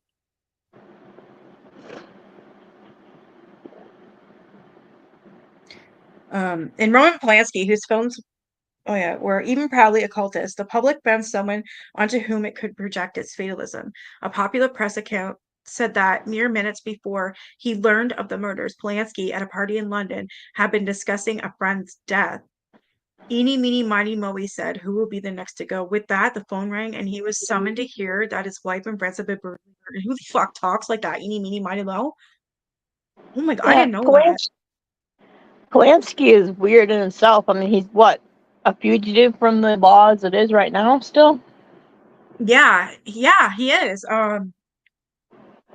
Massive cheater. He treated Sharon like shit, and she knew about it too. She knew she couldn't change him. I guess she was hoping that having that baby, she could. I am wow. I'm pretty sure that's It why wasn't J.C. over. Spring was still there. That's what I'm thinking because I know he still did deeply care for her. Even though it Hmm. wasn't a relationship, it was a relationship based on a really close friendship, and that's what I really, really got from news articles, from different books, from different things I'm reading and seeing in movies. That's what I got from it. They were just really, really close, and there was nothing simple there. It wasn't over. The next night at Spawn Ranch, the same group convened with 3 additions. There was the 18-year-old Stephen Clem Krogan, a musician and high school dropout, and the 19-year-old Leslie Lulu Van Houten, a former homecoming princess from the suburbs of Los Angeles who played the sousaphone in junior high. What the fuck's the sousaphone? The sousaphone. Sousaphone. A, What is saxo- that? a, sa- a I know saxophone? saxophone, but what the hell is this? Maybe it's a spelling error, but I don't even know what a sousaphone is. I don't know. I thought it said saxophone, so I don't even know. I'm pretty sure it was a saxophone. I don't know what the hell is sousaphone. That's the first time I ever heard that. It's got to be a mistake. Did you hear that Van Houten got out? Yeah, I did hear that. That's the one who has cancer, right? Or am I wrong? No, I don't think she Yeah, has she got cancer. let out because she has cancer. I'm pretty sure that's what. Is that what it is? I just know. I I just think saw so. the Yeah, news clip that she got out this year. yeah, I do know that. I was gonna make a thing on that and I forgot. Brittany Barnes actually sent me the article. I forgot all about it. I'll have to do that. Tomorrow maybe I'll show that and then we'll continue with the book. Have you seen any of her interviews though? Like when she was younger, Back like then. a Yeah. yeah. Yeah. I don't know. They all avoided It the was death Kasabian. penalty, so Yeah, I'm gonna have to read this book and figure out why, because I never agree with that. It's a musical instrument. So it is a musical instrument, but what does it look like? Is it like a flute? Well, no, I guess it'd be like a saxophone, a trumpet. I've never heard of a sousaphone. Sousaphone. Wow. News to me. So it wasn't over. The next night at Spawn Ranch, the same group convened. So former homecoming princess from the suburbs of Los Angeles who played the saxophone in junior high. And there was Charles Manson, their leader. The 7 of them piled into the beat-up Ford on a search for more victims. After nearly 3 hours of restive driving through Los Angeles and its environs, Manson finally settled on a home in Los Feliz at 331 Waverly Drive. Sorry, 3301 Waverly Drive, next door to a house he'd once stayed. With no idea who lived there, he broke into the house by himself, armed with a pistol and a knife. Others maintain that he brought Tex Watson with him. In any case, he spotted Lino LaBianca, 44, grocery store owner, asleep on the couch, a newspaper over his face. Lino's wife, Rosemary, 38, was in the bedroom. Rosemary was paranoid that people had been breaking in and moving their furniture around lately. And, like the whole city, she was spooked by the Tate murders the previous night. Even so, Manson was apparently able to walk right in through the unlocked side door, and he tied up the couple by himself. Then he rejoined the Ostylites at the bedroom of the long driveway where they were waiting in the car. Manson chose Watson and Kremwinkle again as oh my god, execution, I can't say it. Executioners, jeepers. This time he added Van Houten to the mix. She'd never so much as struck another person before that night. He told the 3 of them to go outside and kill everyone. They had only buck knives. They burst into the house, separated the couple, and stabbed Leno 26 times. Lino. Is it Leno? Okay. 26 times. They cut the word war into his stomach and impaled a carving fork beside it, its handle jutting out of his belly. They left a steak knife protruding from his throat. Wow, that's just, oh my God. Rosemary suffered 41 stab wounds, many inflicted as she died. Before they left, the killers scrawled helter skelter in blood on the refrigerator, but they spelt it wrong, of course, misspelling the Beatles song Helter Skelter. So it was Helter and they meant Helter. Yep. It's like a giant tuba, sort of. The great big ones in the band parades, the one nobody knows the name of. Helter Skelter. On the walls, they smeared Rise and Death to Pigs in Leno's blood. Are you here, OAH?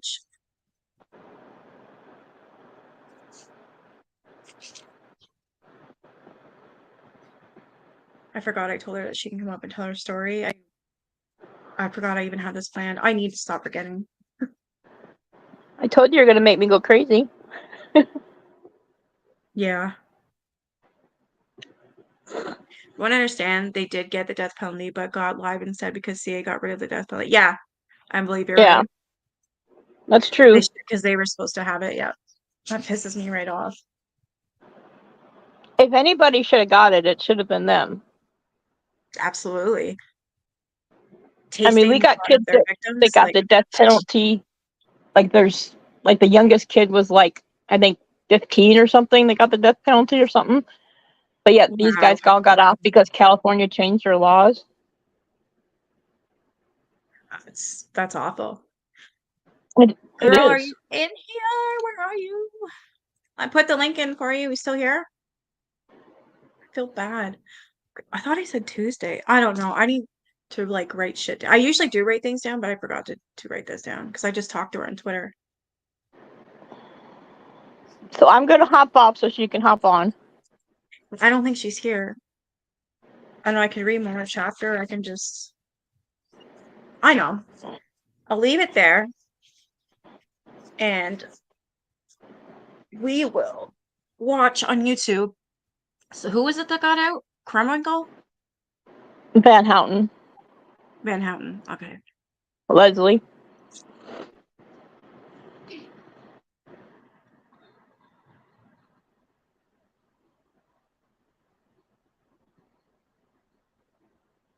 She still looks the same. She does, doesn't she? Mm-hmm. There, we'll play this because I meant to do this before, so I'm glad you reminded me.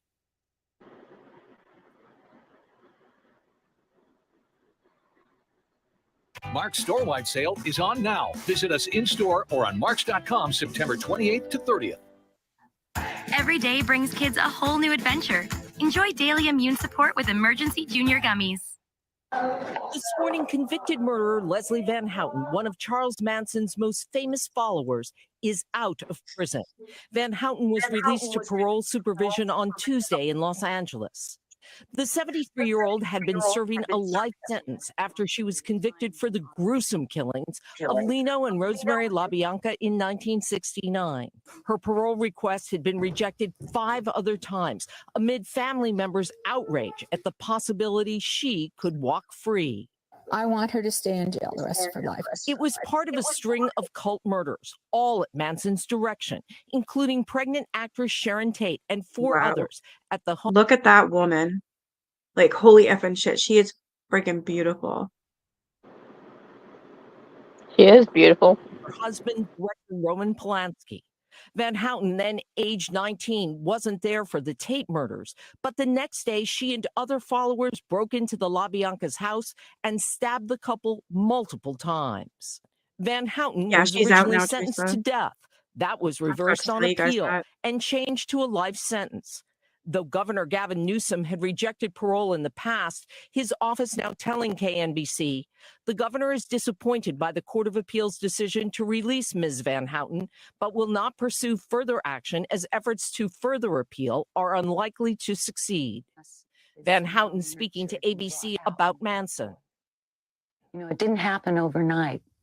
He spent a lot of time taking middle class girls and remolding them. Charles Manson died in prison, but he and the Manson family have continued to capture the attention of the country and live on in pop culture, including the 2019 hit Once Upon a Time in Hollywood. You are... I'm the devil, and I'm here to do the devil's business. Now the real-life impact being felt by those left behind. I really do not believe that anyone who kills 2 people, and especially having in such a brutal manner. How is that fair? I'm gonna have to find out because I thought she got let out because of cancer because she was dying anyways, which I don't give a shit. She should have rotted in prison just like Manson. I don't know this at all. I don't think she got out because of cancer. I think it was that they just didn't want to. The government. Newsom's up for re-election, so I don't think he wanted it on his plate. So he wasn't going to fight it and fight it and fight it. It just wasn't something that was on his agenda to do. But I didn't hear she had cancer, so. I only know this because of, I'm pretty sure it was Brittany Burns that told me. I know she sent me the link and I forgot all about it. I don't Get know. out of prison. That family's outrage is palpable. So have we heard from Van Houten at all? Not directly, but through her attorney, Hoda. And her attorney insists that Van Houten has been through decades of therapy while in prison. She's worked on her rehabilitation. She says there is no indication that Van Houten is in any way at this moment a danger to society. She will be on parole for a maximum of 3 years, and her parole comes up for review after a year. All right, Annie, thank you so much. Hey, thanks for watching. Don't. Wow. But why does she get the option? This is what I don't understand. Prison is supposed to be punishment, but we allow them to get further educated, therapy, God, everything else under the sun, but we don't hold them accountable, and then they get parole, and now that it's okay, they can be on parole for 3 years and hope they don't reoffend, or they don't think she's going to reoffend. She offended the first time. That should be enough to keep her in that. And the fact that when they were caught, they shaved their heads, they were smiling. Like, give me a break. She's still smiling. Did you see her latest picture of herself? She was still smiling. Yeah. I'm sorry. I don't know. I mean, not that I could ever do what she did, but I don't think I would be able to smile again, knowing that I took someone else's life, you know? That's friggin' disgusting. Yeah, she's 73, I believe. She's in her I feel 70s. bad for her, the kids of the LaBiancas. Me too. The one, Like that that was his second wife that was killed. His first wife divorced him and was still real close with them, you know, even though he remarried. And she had a son, so he like brought her son to the house where they were murdered and did this whole like tour of the thing. So like he grew up knowing all of it. And when she got up for a promote, and the first time he was there at the courthouse, his mother was there at the courthouse, but yet they're not taking into account any of the family that was affected. No, they didn't. People are pissed in the comments. Yeah. Not only They did she took a take life. lives, but she did so in one of the most horrible ways. That should cost her her entire life in prison, period. I agree. That's what I'm saying. That's what I'm saying. I don't get why they get the chance to rehabilitate themselves, but they didn't give that when she asked for her life, or Tate asked for her life. They didn't give it. They said they don't care. Yeah.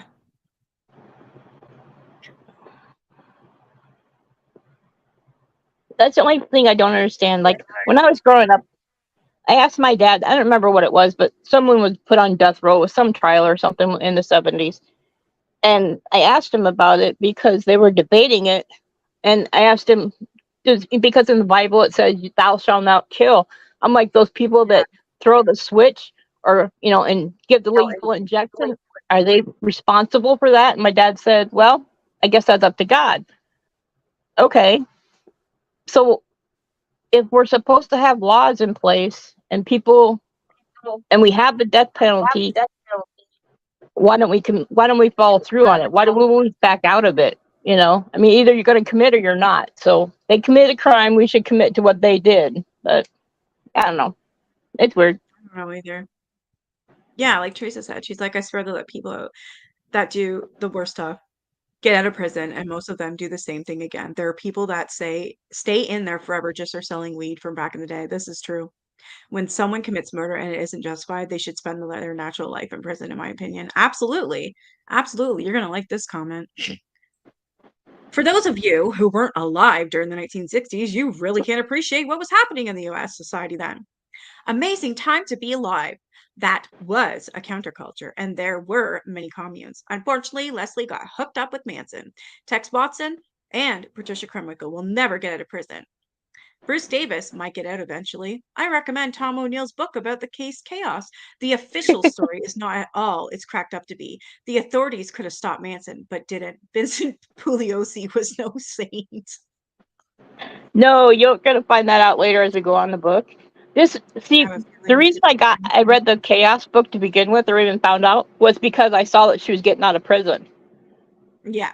So that's how I found Chaos, actually. Everybody's loving this comment. Oh, except for this one. What is your point? The victims can't get out of their graves. Van Houten and the other animals should never get out of their cells. Wake up. I agree. They could stop a lot of things then and now, but don't. Meth that loves cats. Nice fucking name. Vague generalities. As a rationalization for whatever you believe is very, very stupid. So go invite Leslie over for dinner and tell her the Lord forgives her. Her victims' families don't. But why quibble over details? It's Chaos not really is everything you need quibbling. to know. Yeah. You know, it's not really quibbling over details. I think people are just pointing out the inaccuracies of what happened. No one is, and that's the only bad part about this, is people say that if you say Pelosi was bad or he did something bad or he was corrupt or you're automatically a Manson sympathizer. Yeah. And that's not it. You're not. It's just that in the government or in the police force or in the prosecutors area, we have to have total and complete honesty or you're just gonna get screwed. That's how people that Yeah. I only bought some weed and I'm in jail for 15 years get 15 years and someone that killed 7 people is out in 2, you know? It Yes. just it's stupid. Same with Canada. One of my families murdered somebody, and one of my family members was murdered. So I've got both types. And the both types who went away for a few months. I'm fucking livid on both counts. Even the one that my family mother did. I won't speak to him. I don't want nothing to do with him. I'm disgusted by what he did. And the people blame the victim. My family Yeah, was that's the other thing. The victim blaming really pisses me off.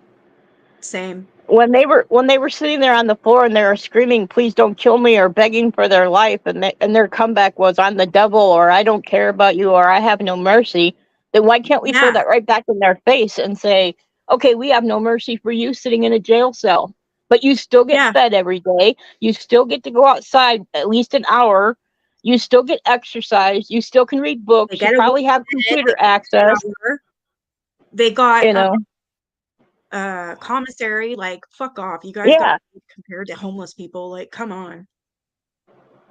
It'd be almost, if they wouldn't offend, it'd be almost better to have them be homeless, you know? But it's like, odds are they would offend again. But what's going to happen is, what if she has a psychotic break? What if she has, like, mental flashback of what she did, and then she just goes out and kills somebody else? Is someone going to come back and say, okay, we made a mistake? Yeah, that's all they'll be able to do, right? Right. I'm gonna see if she has cancer. I thought I heard that somewhere. Manson had cancer, I think, and he didn't get out. Yeah, I know he died from cancer, right? Yeah, so like he didn't get out. And the thing is No, that he they didn't say get he out. didn't actually kill anybody. He didn't actually kill. He didn't actually kill any of those people that he he never was killed convicted anyone. of. And, like, they think he killed Shorty Shea, but they still couldn't prove that one. But still, I mean, of the ones that they convicted him of and gave him a life sentence for, he didn't kill those people. Did he have a hand in it mentally? You know, whatever, brainwash or whatever, but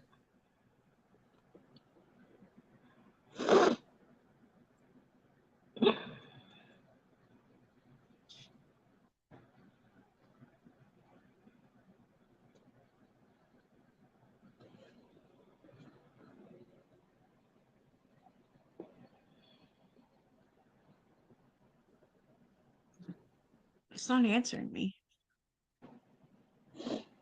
the other thing that I worry about too is people in the world today are weird.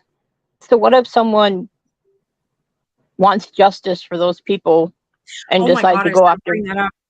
You read my mind. Yeah. Yeah, you did Sorry. exactly what I was just looking. No, I was just looking at this and I'm going, oh my God, what if someone wants justice? And I'm sorry, but I can't blame them for that. I don't think it would be a family member. I think someone would want to do it for the family member. For the family member, yeah. Hi, girl. I'm gonna bug off now. What? I said I'm gonna go off now so you can talk to her. Yeah, I think she's in there somewhere. Yeah, I'm just gonna do this she wants to tell her story, and I promised her she could, so I'm kind of interested. So stay in the audience if you want to hear it. I will. Bye. Thank you for coming on. Bye bye. Hey, OAH, what's up? Hello. Hello. Okay, I'll give you my first name. My first name's Allison. Allison? Yep. That's who was asking about you. There was somebody in here, and I'm like, That's my Allison, who friend the hell? That's my friend Lindsay. Yeah, right there. She's like, is Allison coming on today? And I'm like, well, who's that? Now I know. Okay, so it's okay if I call you Allison from now on? Yes. Yeah? Yeah. Okay. Can you hear me? It's my first time using my iPad with this. Yeah, is there any way you can turn it up just a little bit? If not, I'll just go closer. It's okay. Better? Oh, I'm sorry, Miss Alberta. Yep. Okay. It's my first time using my iPad with this, so I just don't know. Can you guys hear her okay, or is it too low? I can't go any louder. Okay. What? I'm close to. I'm like I have the iPad right in my face, so. Okay, that's good. I need my hearing aid, that's why. I You lost got one. it in? I'm left with one. Oh, you guys hear it? Yeah, it's just me then. Figures. It wasn't Okay, right. I will tell my story. Yeah. But I don't want this to get any anti Any anti? What do you mean? vaccines. You don't want to talk about vaccines, you mean? No. What happened to me is because of a vaccine, so I don't want this to Oh, get okay. into an anti-vaccine. No. Not going to be an argument on this. This is strictly for you to tell your story. That's all I want. Yeah, and I'm happy to tell my story because this is actually, besides my friends, no one actually has heard my Yeah. story, but because every time I talk about it, it turns into an anti-vax story. No, we're not going to do that, right, guys? No, we're just going to listen to Allison tell her story about what happened to her because I really want to hear it. I've been dying to hear it, and I forgot about it, so I'm glad that I I was messaged you recently again. Yeah, I wanted to, but I was always afraid it was turning into an anti, so I No, didn't don't worry want about it it. to happen. Nobody here would ever do anything like that. I have really good subscribers, like amazing. Well, you know. Yeah, I kind of follow them around. Okay, I'll start. So when I was around 4 to 6 months old, Mm-hmm. I was born fully sighted. So when I was around 4 to 6 months old, I got the vaccine DTP. You know what that is, right? Your son had it. DTP. My son. Yeah. Yeah, DT. Yeah. I got it once. I was totally fine. I got it a second time, and my babysitter found me blue. Oh. And how old were you? 4 to 6 months old. 4 to 6 months. Okay. Yeah. So my babysitter found me blue. They, rushed me to the, hospital, right? And because of that, I ended up becoming visually impaired. But Oh the my doctors God. the doctors thought I was gonna be, I don't want to, how do I say this nicely? Mentally challenged. They didn't think I'd be able to do anything. Like, you know what Wow. I'm trying to say? Like, I don't want to sound You're not gonna mean sound about rude. kids. Like, you mean, Like, need help for the rest of my like almost life. like you'd have Down syndrome, but not kind of thing? No, I need help for the rest of my life. Like, not walking, not talking. Oh, so they thought you'd be completely disabled then. Yeah, that's why I was trying to say it without sounding really bad, because there's nothing wrong with those kids. They thought you would have brain damage? Yes, really bad brain damage. Okay. But the weird part about my eye condition, though, is it's brain damage. That is wow. So you know the part of your brain that does this. You know how your whole entire brain does everything. Yeah. The part of the brain that does the seeing is actually damaged. That's scary.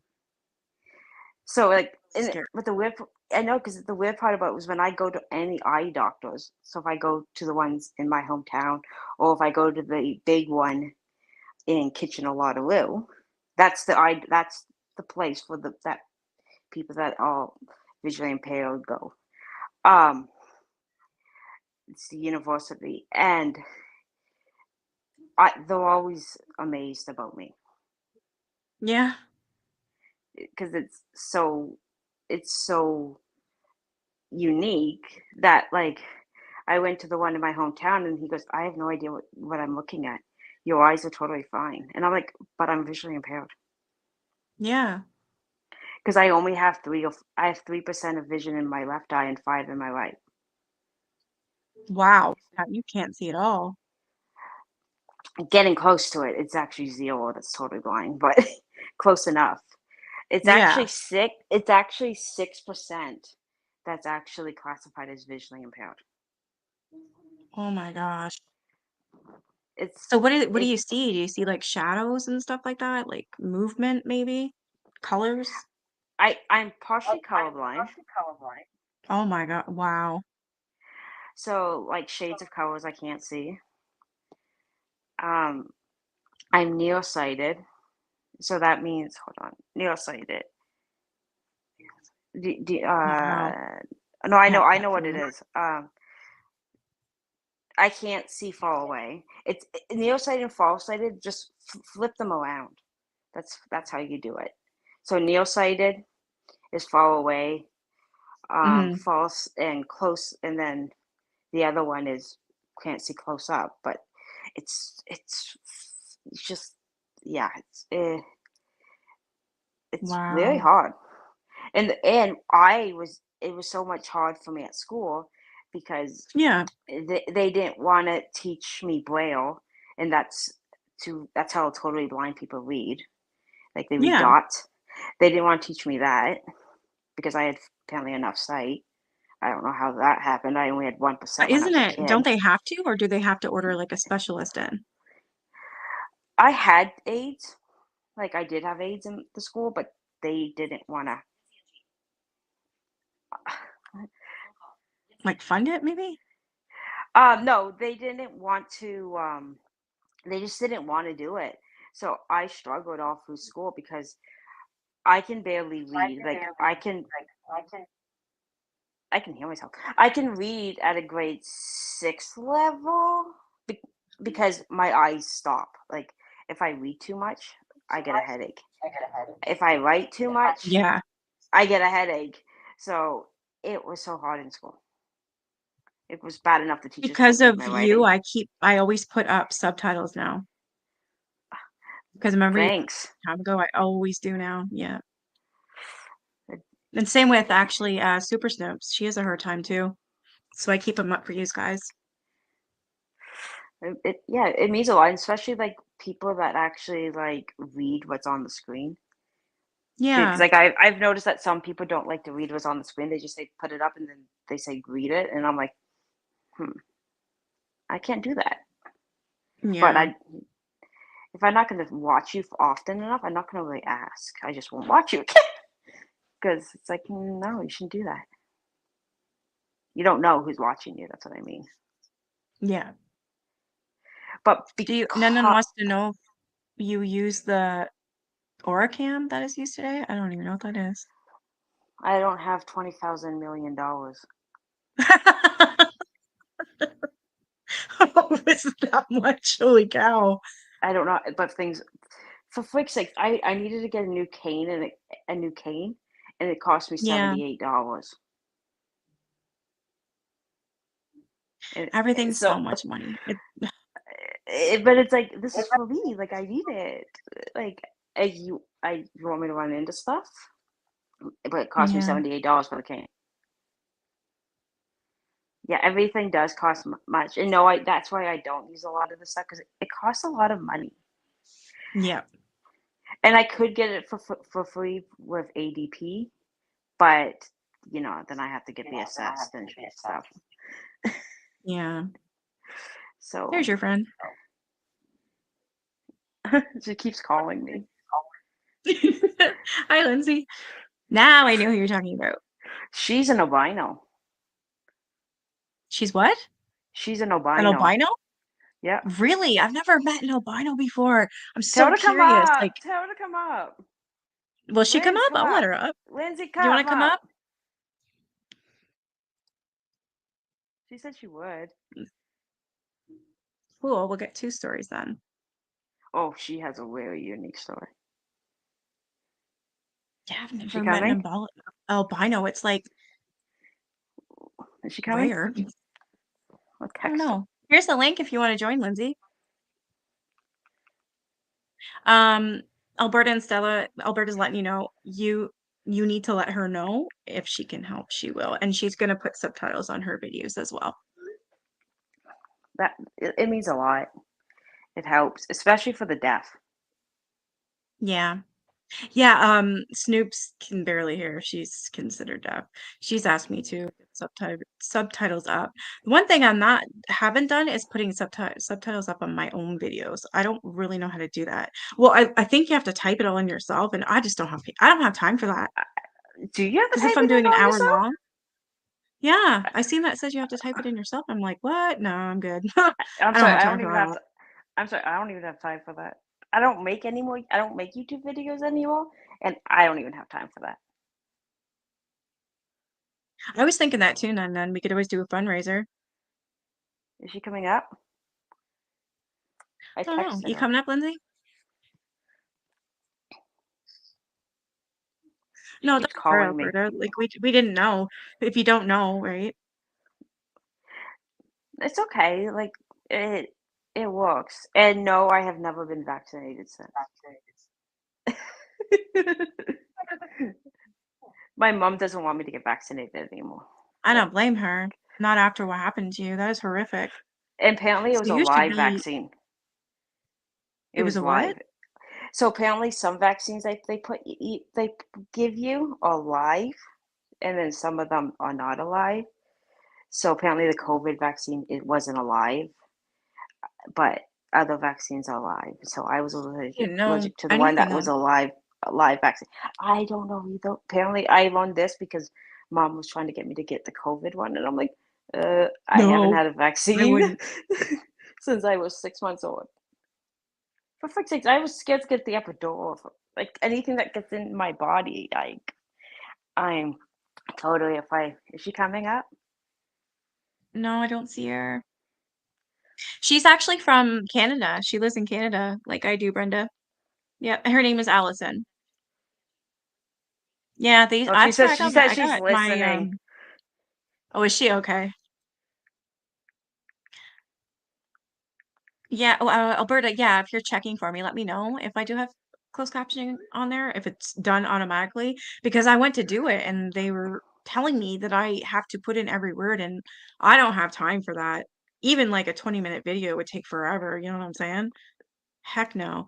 Alberta says, I would suggest getting a hold of another blind creator known as Molly Burke. She may be able to help you. I know who she is. Oh, you're allergic? Wow. What is Do she you have allergic PayPal? to? Who, me? Oh, to the flu shot. Alberta's allergic to the flu shot. I've never had the flu shot myself.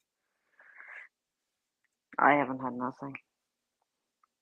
Nandan wants to know if you have a PayPal because she would love to donate to help you get a new cane. No, I don't have She's anything. awesome. No. Do you know how to make a PayPal? No.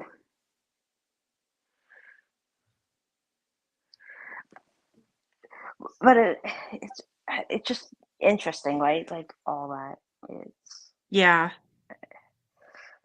my son's been vaccinated, but that took convincing to get him because I didn't know what to do.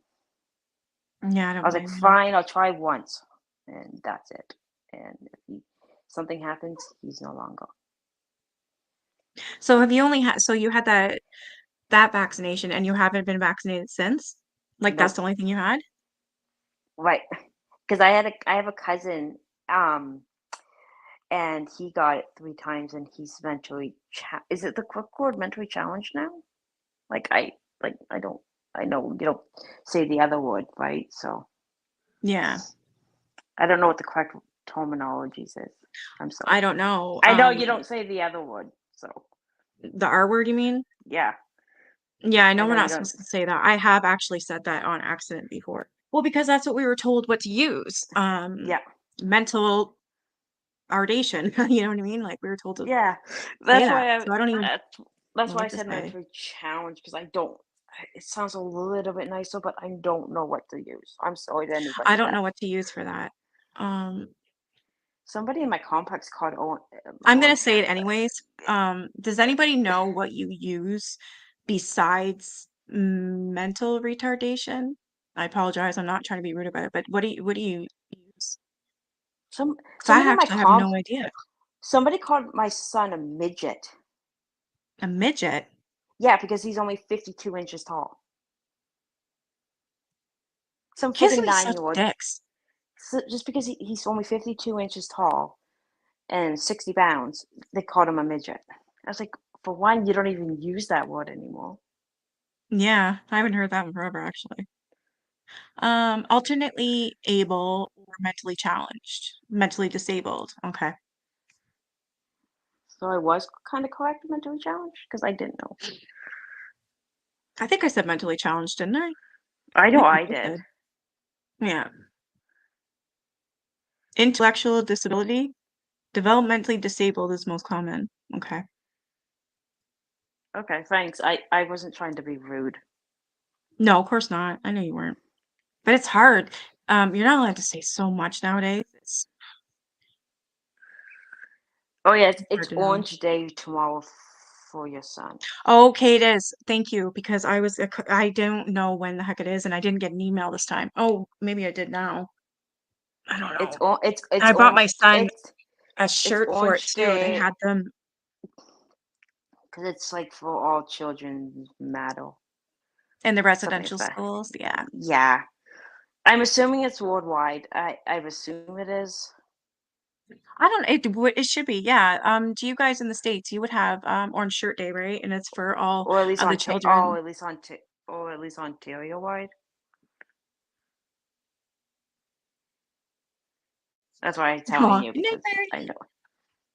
Yeah, because we have the same, well, we live in the same area, yeah. None really wants to get you a new cane. Yeah, we ordered the damn cane. And this is what happened. We ordered the damn cane. My mom accidentally said that I was 36 inches tall. Okay. That cost us $74, $78 to get it. Plus Sorry. $12 plus $12 shipping. Then because I got the wrong damn cane, I have to reorder it and send Yeah. the old one back, and it cost my mom $15 to send it back. Oh my gosh. Because the CNIB, Somebody could order you one from Amazon, couldn't they?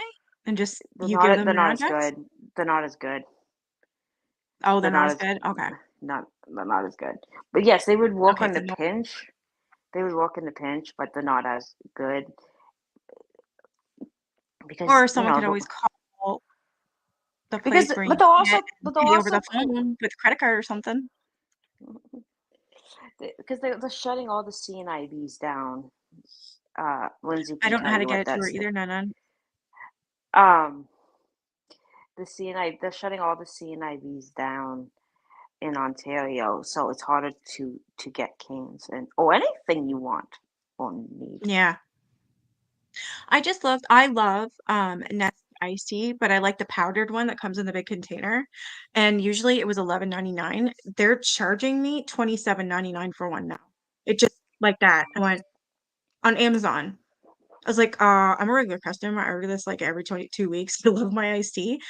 And then so I'm like, what the hell? Something's wrong here. So then I'm like, okay, I'll try the other one, the Good Host iced tea. That one's $25. And I'm like, what is going on? I have no idea. I don't know why it went up that much. It's usually $11.99. But $27 for a freaking iced tea? I don't think so. Hey, I'm trying to convince my friend. She's like, she wants me to join. I'm like, yes. Here's a link if you want to come up.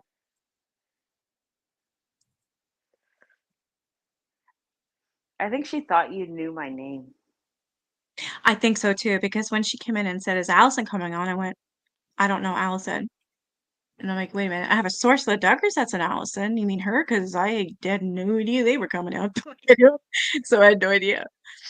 I can be your source. Yeah, I that'd know be a lot about sweet. the, I I know a just want lot the about the truth. I'm so Duggars. sick and tired of Kate lying. Oh, there she is. Oh my God, you can see her face. Look at you can go tell you're albino. That's so cool. Hi. She's not. Told you, Linz. That is so cool. I mean, it may not be for you because I don't know what like health-wise I'm assuming the sun would suck, but it's just so neat. You're just all this beautiful, nice white hair and eyebrows. It's so cool. Yep, I'll never go gray. You'll never go You gray won't? either. Oh, No. that's You won't cool. go You're gray? lucky. She likes. She She doesn't wants go to hear gray. you, Lindsay. She wants to hear unique stories. Do you want to tell her your story? What's my new? I don't even know how to speak. What's my unique story? Oh, yeah. Your story. Your parents. Well, have you told your story? Oh, I was listening. Yes, I did. Who's your mom and dad? They're my mom and dad. I was Your adopted. biologic. I was adopted when I was a baby. I happened to You can't say the word all. You can say actually all. my parents were brother and sister. My brother or my dad slash uncle did the bad deed with my mother and Whoa. Here comes Your Lindsay. mom and dad were brother and sister? yes. Yes. Okay, just want to make sure I got that correct. Yeah, I didn't Yeah. I don't want to say, so yeah, so that's how I came to be, and I was adopted out to You were adopted. my Okay. adopted family, and I've known them as mom and dad since Zero. Oh, you were a zero, baby, like right? since I was a baby. So I yeah, said she had a unique story, Nikki. Yeah. I Yeah. didn't want to tell her story. so I was trying to call her to get her on, and she was having difficulties. I did the garbage and went for a breathing treatment. Oh, okay. So yeah, so I'm albino. The sun and I do not like each other. Well, I like the sun, but the sun does not like me. Yeah, you must burn like really, really I easy, burn right? very, very, very easily. My eyes don't work that well. There's two different types of albinism. There's albinism where you can just have the gene of just having the white skin, white hair, and that's it. Then you can luck out like I did and luck out with the very fair skin, very white hair, Yeah. and the eyes that do not work the greatest. So No, he said do not work. I'm sorry. You're cute. Thank you for doxing me though, Lindsay. We only know your first name. But I know. I can call you that now, right? Because I'm instead of I calling you know. yeah. Yeah. You're I now was joking. Yeah, I And feel yes, like I I took know out. a lot about the Duggars. I used to watch You do? all. Okay. I watched I watched it from 15 Kids and Counting all the way until the last episode. I've never seen it. I just don't like the And I the just don't like reason how why KJ talks about them. the reason why Joe is saying season 1, season 2, and I think I know why, is because they did 16 and Pregnant, and then they Yeah. did another special called 16 and Pregnant and Moving. 16 and Counting and Moving. So Okay. that's why Jill is saying 2 seasons, because they did two. One with her pregnant with her 16th and her 17th baby, and they were moving to the big house. Yeah. Okay. Actually, I'm And getting Jill's book, a sub bought it for me. I can't wait to get it. I'm gonna read it on here. I'm really interested to see what she has to say and the truth, because what Katie's doing is complete lies. Hi, Brian. Oh, Katie, Lindsay, Katie's somebody that you don't want to follow on YouTube because you're lucky that we live in Canada. They Okay. want to rip your hair out. It's horrible what she does. I cover her a lot. I usually make videos every day because there's so much. I'm not gonna let her ruin my night though by getting upset. No, right. No, and we can't. We gotta, we're lucky we live in Canada, and yeah, there's She some would Yeah. bad look. things She in the would world. look up if she could. She would look up your husband's medical records. Oh, That's how jeez. bad she is. She's that bad. And she blasted all over the internet. She has done so many different things to other creators where she's actually looked up their financial records, any loans on their houses, bank loans, in the jail. I don't understand with the states, like how that's even legal for people to look Oh, that and up and then be able to Todd blast it all over the internet. Chrisley is getting out of prison in 10 years. Yeah, he got an earlier sentence. Wasn't it like a year less or something? No, I think he had 12 years. Okay, yeah. Yeah, because remember Katie put 12 years in counting, and so Idiot. And then he's gonna get 10 20 years. years. Yeah. So Oh my gosh, like, she's so stupid. Yeah, she is a know-it-all. She changed her story on Facebook and deleted the post about baby. Oh, did she really? What a oh my god, she's so full of shit. Yeah, Ned left a comment on Jill's new video about KJ making money off of her and talking crap on her and her yeah, family. I think Rednell said that she has some kind of link. Yeah, she's got an affiliate link with Amazon. So KJ is actually getting money every time someone buys a book from KJ's link for Jill's book. I'm not joking. That's ridiculous. And That that's is Jill's book. Yeah, it is And Jill's book, but KJ's making money off of it by posting her link for it. Like, what? Doesn't Jill supposed to be the one that like gets the money for the book? Yeah, but And apparently you can shouldn't she become ask? I don't Shouldn't know, I guess you you have can become become like like a Jill? affiliate. You We're would talking think, about but that's We're why. talking about the Duggars. Yeah. You know. Not well, a couple of my subscribers, actually, I think a lot of my subscribers went over and told Jill that KJ's making money off her book. Yeah, so I'm hoping she can somehow get rid of that affiliate link. Yeah, because isn't her husband a lawyer? She changed it and it's worse now about Trace's baby. Oh my god. It's an interesting world we live in, eh? Yeah. Yeah. I don't know. So how did you get home with all those lights, Lindsay? I pulled out my white cane. I told her about the story about my white cane and how my mom's stupid and thought I was a child. Well, where was I? Because I obviously wasn't paying attention. Allison was probably talking about the white cane and how low vision people such as ourselves and then totally blind use the white cane. We were actually, I was on my way home and I live in but I don't know where KW.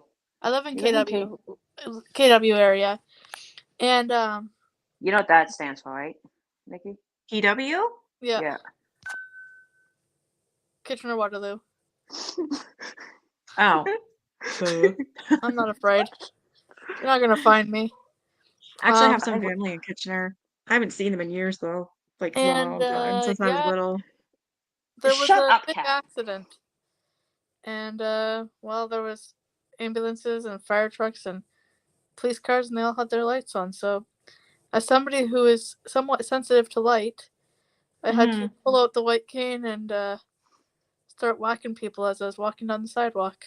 I hit somebody with my white cane at Meet the Teacher night, and they turned around and looked at me, and then they kept walking. Yeah, because they can't yell at you. You know how horrible that would be to yell at them. I knocked We would somebody's probably phone laugh and be over, like, okay? thanks.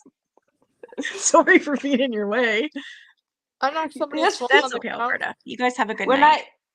I don't use my cane, I kind of walk a little bit slower, but then when I use my white cane, I walk faster. So this person was walking too slow for me. Oh my gosh. Out here My s- whacking people. My son told me to bring it. He goes, "Bring the cane," because we went to see a hockey game and he loved all the attention I got. So he he's like, Wow. "Bring the white cane. You get all the attention." I'm like, "That's not what the cane's for." It's okay. We need to get her a white cane. New cane. Do you have a PayPal, Lindsay? I do have PayPal. You should help Allison set one up because Nun wants to get her a new cane. Yes, I saw that. I was reading the comments. And They then wanted me to use that We have some really, thingamajiggy. really nice people here, and they'd love to help. And They want me to use that Allison's thingamajiggy already that weeds things. Oh, the Orcam My Eye? Yeah. You can. I don't. There's a way that you can get it funded. I forget how it can get funded, but it can get funded some way through the Ontario government. And I think Good. someone asked, "Are we real friends?" Yes. Unfortunately, we are. No, we've known each other for. Oh, jeez. It's been a while. I went to the school in 2021. Okay. And I went to the school in 1999. So there's a school in Brantford, the W. Ross McDonald School for the Blind. She can out us. Well, keep I going. have family in Brantford too. Should I just Hey, out where Hamilton. I live now? Well, you live about I was an born hour. in Toronto, but I'm 4 hours away from there. Well, Yeah, we're in Canada, I live Frankie. I live in Snow Valley. Have you guys ever heard of Prescott? Yep. That's not a Snow Valley's not an actual place. No, you live in where there's no trees. It used There's to be got called the Tree trees. City. It used to be called I got Tree City. I live in a very tiny town. It used to be called Tree Valley. There's no Really? trees in that friggin' town you live in. What, in Prescott? No, No. where Allison lives. Oh, There's I thought you were talking about Prescott. I'm like, I got freaking trees in my front yard. No, my town used to be called Tree Valley because we used to have tons of trees. And there's no trees? They're taking all the trees out now. They're putting Well, friggin' Okay. I live in London. Okay. That's I away live from in me London, too. England. Yeah. You don't, do you? No. No. I was gonna say you live in London, Ontario. Then we do have a London. Yes, but every time I say London, everybody thinks I think that I'm talking about England. I know I did. I didn't realize we had a London at all. And oh my God, I was with my ex at the time, my son's father, and he's like, "Yeah, I got a trip. I got to go to London." I said, "Well, I'm coming with you. I'm going to London. I don't give a crap what work trip you got. I'm freaking coming." He's like, "Why? There's gonna be nothing to do." I'm like, "Dude, you're going to London. I'm coming with you. Me and my kid are going. Like, we're all going." Yeah. Like, oh my God, you're an idiot. I mean, London, Ontario. I'm like, oh, we have a London. Oh, I feel so stupid. Apparently, there's a London, there's a London, California too. Good. I'm glad we're not the only ones that didn't really understand. Like, I didn't know. There's a lot of I feel like different an idiot. towns that we have here in Canada that they also have in the States, and it's like, so you could really screw somebody up, you know? I always told people that I lived in London, so everybody thought I meant I lived in London, England. Yeah. I was like, cool. I don't even have the British accent. That's like Kingston. We have a Kingston, but Jamaica's got one too. Yep. Do they? Yeah. I think that's like one of their main capital cities. I think so. I don't know. I don't know geography very well. Me and geography are not best friends. I failed geography. There was a kid in our school that got a 17th in geography for the whole year. Who the heck was that? Really? Another kid got 50 because apparently they were all proud of themselves about it. What else does your lovely I can't even speak today. Subscribers want to know about these two lovely individuals. Yeah, you guys have any questions? My son is Ooh, I have vaccinated. questions about your health. So being albino, do you get sick easy? Do you have do you No, have like a weakened immune system? No? no, Okay. actually, I don't. So actually, it's the opposite way around. My husband actually has a very, very weak immune system. Is actually currently in hospital and's been in hospital Oh, I'm for sorry. 5 months. Are we So Oh counting? my gosh, I'm sorry. Are we counting the 1 week that he got to come home? no, we're not counting the 5 days that he got to come home. He said that was freaking 5 months. That's My, a long time. my husband though has a good sense of humor, so he's pretty good for the most part. But he had a I'll just put it the nice way. He had a bowel regiment movement today, and the doctor comes in, and he looks at the doctor, and she starts talking to him about something else, and he says, "I'm in the middle of having a bowel movement." I was just like, okay, well, she doesn't need to know that, but okay. But yeah, no, I don't have any like my immune system's fairly good. Like I don't have any lower immune system due to being an albino. Okay. But I That's am cool. pretty That's good And then. I'm a walking time bomb because I haven't been vaccinated since I was 6 months old. Oh, I'm sick all the time, and I have all my shots. I never got the COVID vaccine. I won't get that. I I don't won't believe get it because I didn't get it. Neither did my son because I found it. They made it way too fast to my Yeah, liking. that and just the stuff you hear about it. I don't know. I just, you know what? I don't know. I understand, Something tells me Lizzie. just I don't do it. understand why you got it for your husband. You got it for your I husband. had to get it for my husband and stuff, and Yeah. everybody has their different theories and thoughts on it. But my mom got it for my grandmother, and so that she could cross the border and all that. Yeah. But no, it is really, if it wasn't for my husband, I don't think I would have gotten it. It was made way too fast, and Yeah. everybody can have their thoughts and theories and things on Yep. it, and it's what everybody feels best about. Well, their own body. It's to each their Yeah. own, is what I say. If you want it, Yeah. that's okay. I'm not going to argue with anybody who feels that they should have it. Absolutely not. Well, My you're not mom like got my it because of me. friend. Not like my mom's friend. She used to be a nurse, and she goes all A about, lot of oh, nurses it's are like so that. bad, and you should never get it, and blah blah blah blah blah. And it's like, Yeah. Doesn't believe in masks, and I I'm just will say like, something about those masks. If they come back, I'm going to be furious. I yeah. swear, I got more sick But with them damn masks than without. you know the I ended up sad getting thing COVID about 3 this, times. the Oh, sad thing jeez. about this new COVID is you don't Yeah. really know you have it because it's just like a cold. I have a cold right now. I looked up the symptoms because her husband had to get tested at the hospital, and so I looked up the symptoms, and it's just like a fever and a cold. Like Yeah. that's what the symptoms are. No, we didn't I'm figure it wondering out if for that's that what I one. have now. I don't know. Me If and my son both got it. your husband was in the hospital though. Yes, no, Yeah. but it wasn't because of that one. It was because, remember, my friends all met up in the States, Oh, and I thought it was because your husband was in the hospital and he had to get tested 20 times. no, we wanted to figure out why. Oh yeah, maybe it was that. Yeah. Yeah. So, There was an outbreak at her yeah, there's an husband's. outbreak at the hospital. The floor my husband was on. Yeah. Because So the symptoms are just like a damn cold. So Yeah, that's exactly technically what I have right now. I don't know if it is or not. I it's just know basically fever and chills and a cold. That's basically what the okay, I new don't have all. COVID is. I just literally think it's cold then. Yeah. It'll pass. But I keep getting the same one. It feels like it's weird. The You exact could same always symptom. test yourself. Yeah, it's just I don't. But that's what I mean though. Is this one's worse though because it is just like a cold and you don't know that you have it. Yeah.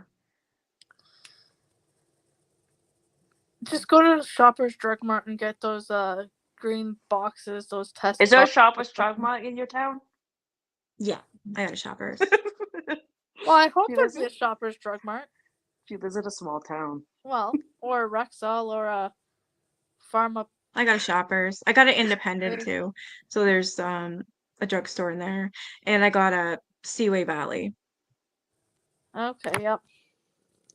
She lives in a small town. Teresa's got a question. She wants to know, how do you read the chat streams? Allison, do you have something that reads it for you? Voiceover. Voiceover, okay.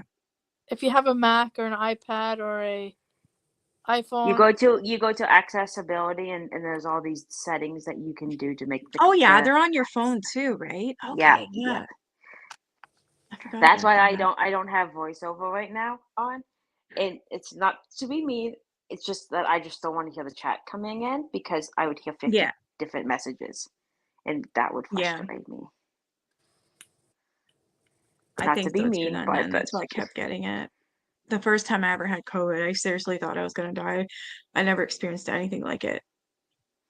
It was really bad. I had it for 2 weeks. 2.5 weeks, something like that. And I do speak to type too. That's why sometimes my Yeah, you can do messages that come in. too. That's why sometimes they come out funny.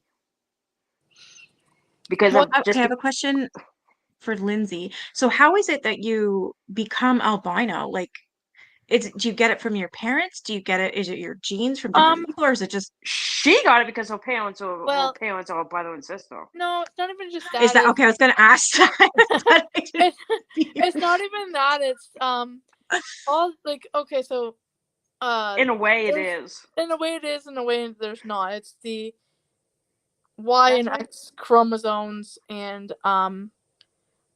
some I guess for the That's right. albinism.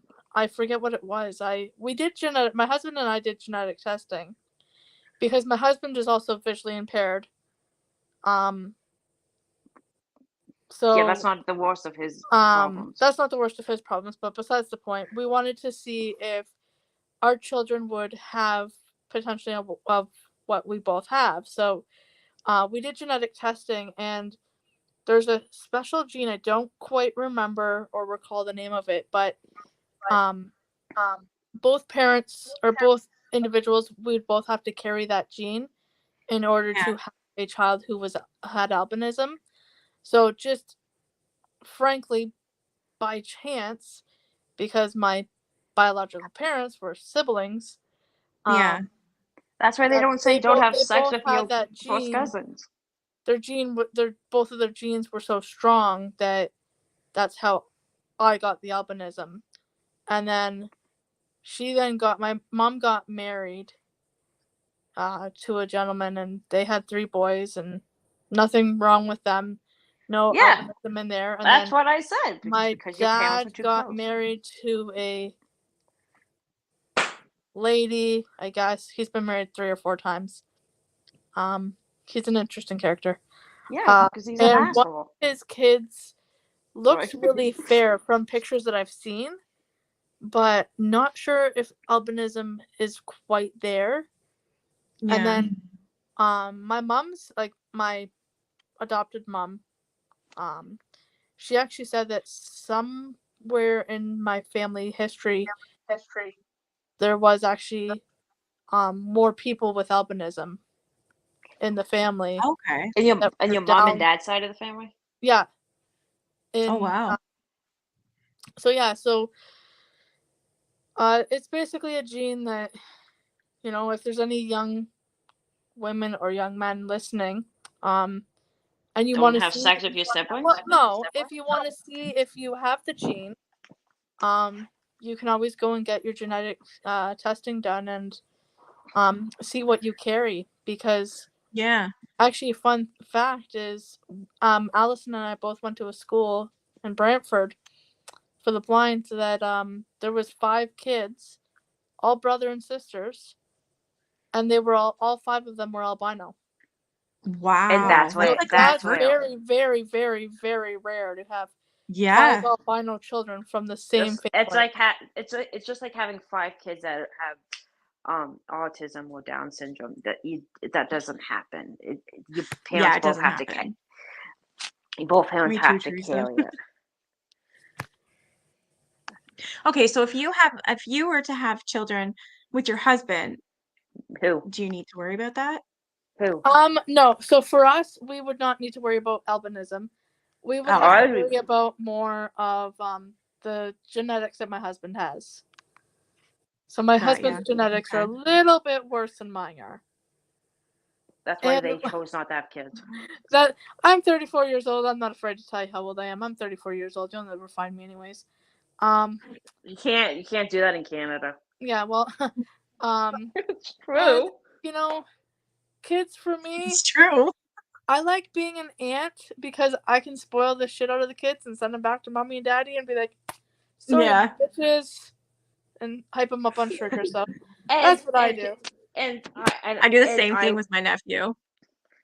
Actually, I do it But with my own kid. Yeah. I spoil won't 'em have rotten. to worry about.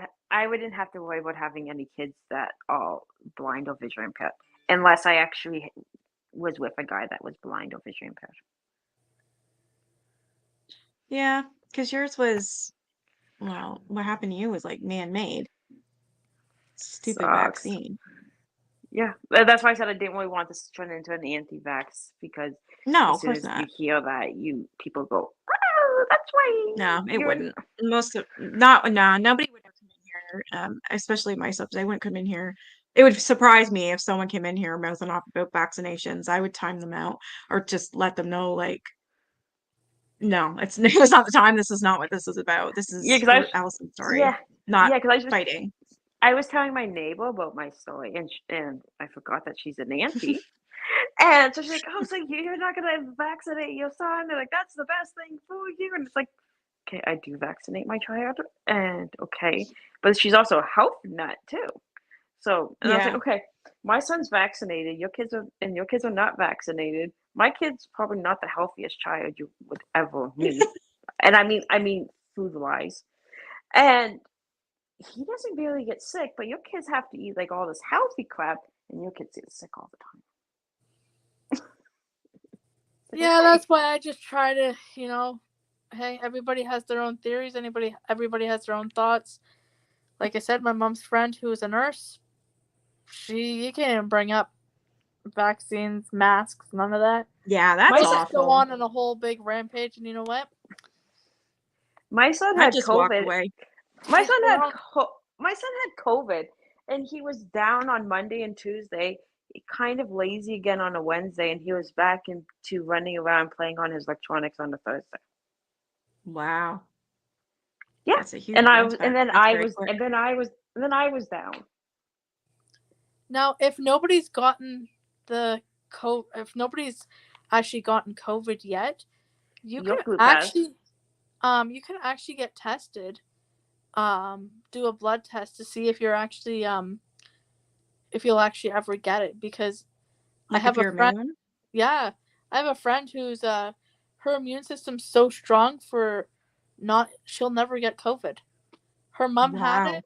She was in the same house and around her and everything, and never got it. My I roommate need got that girl's COVID. immune system. Yeah. My roommate got COVID because of my son.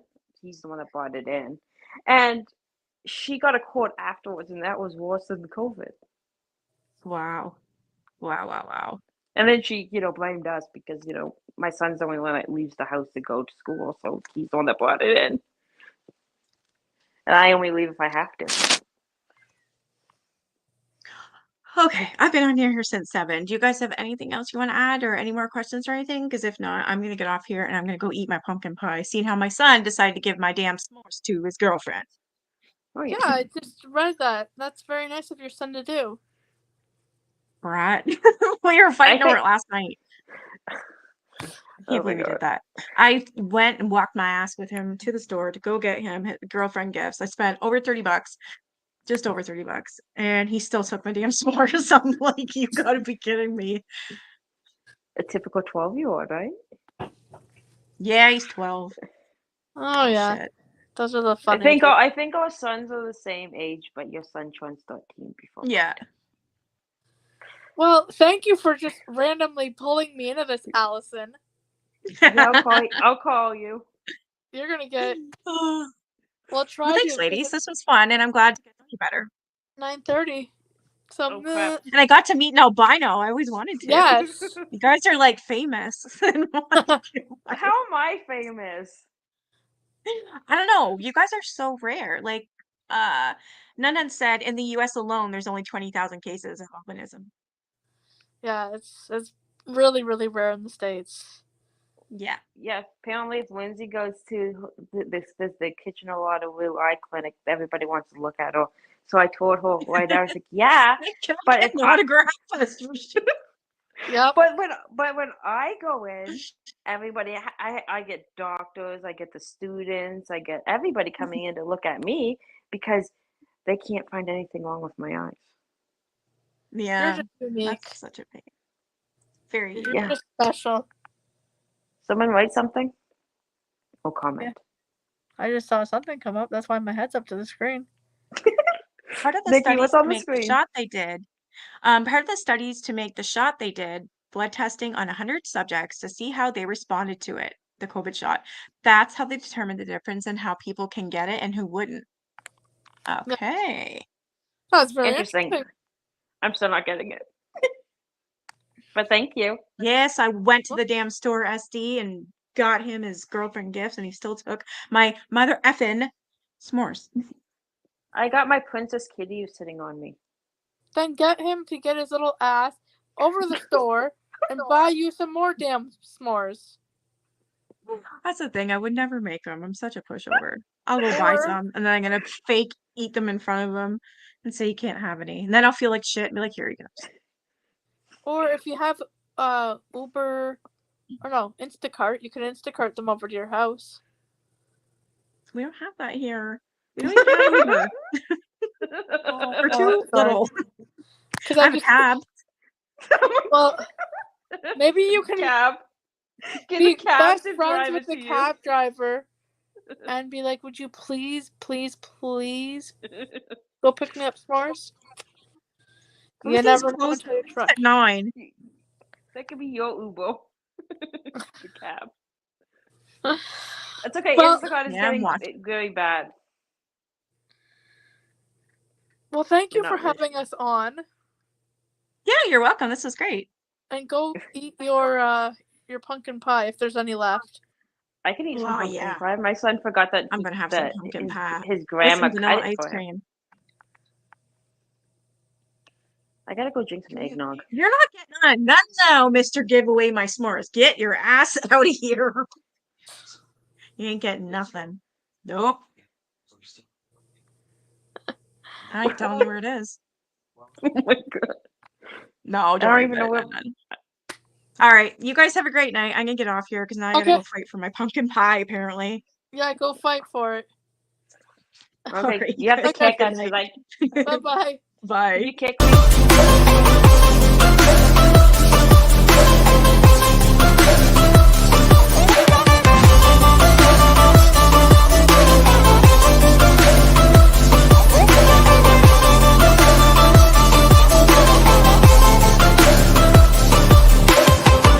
I know you told your friend you're not okay. And tell me what's wrong and why you never said you felt that way. And guess you're trying to stay strong and fake a smile until I look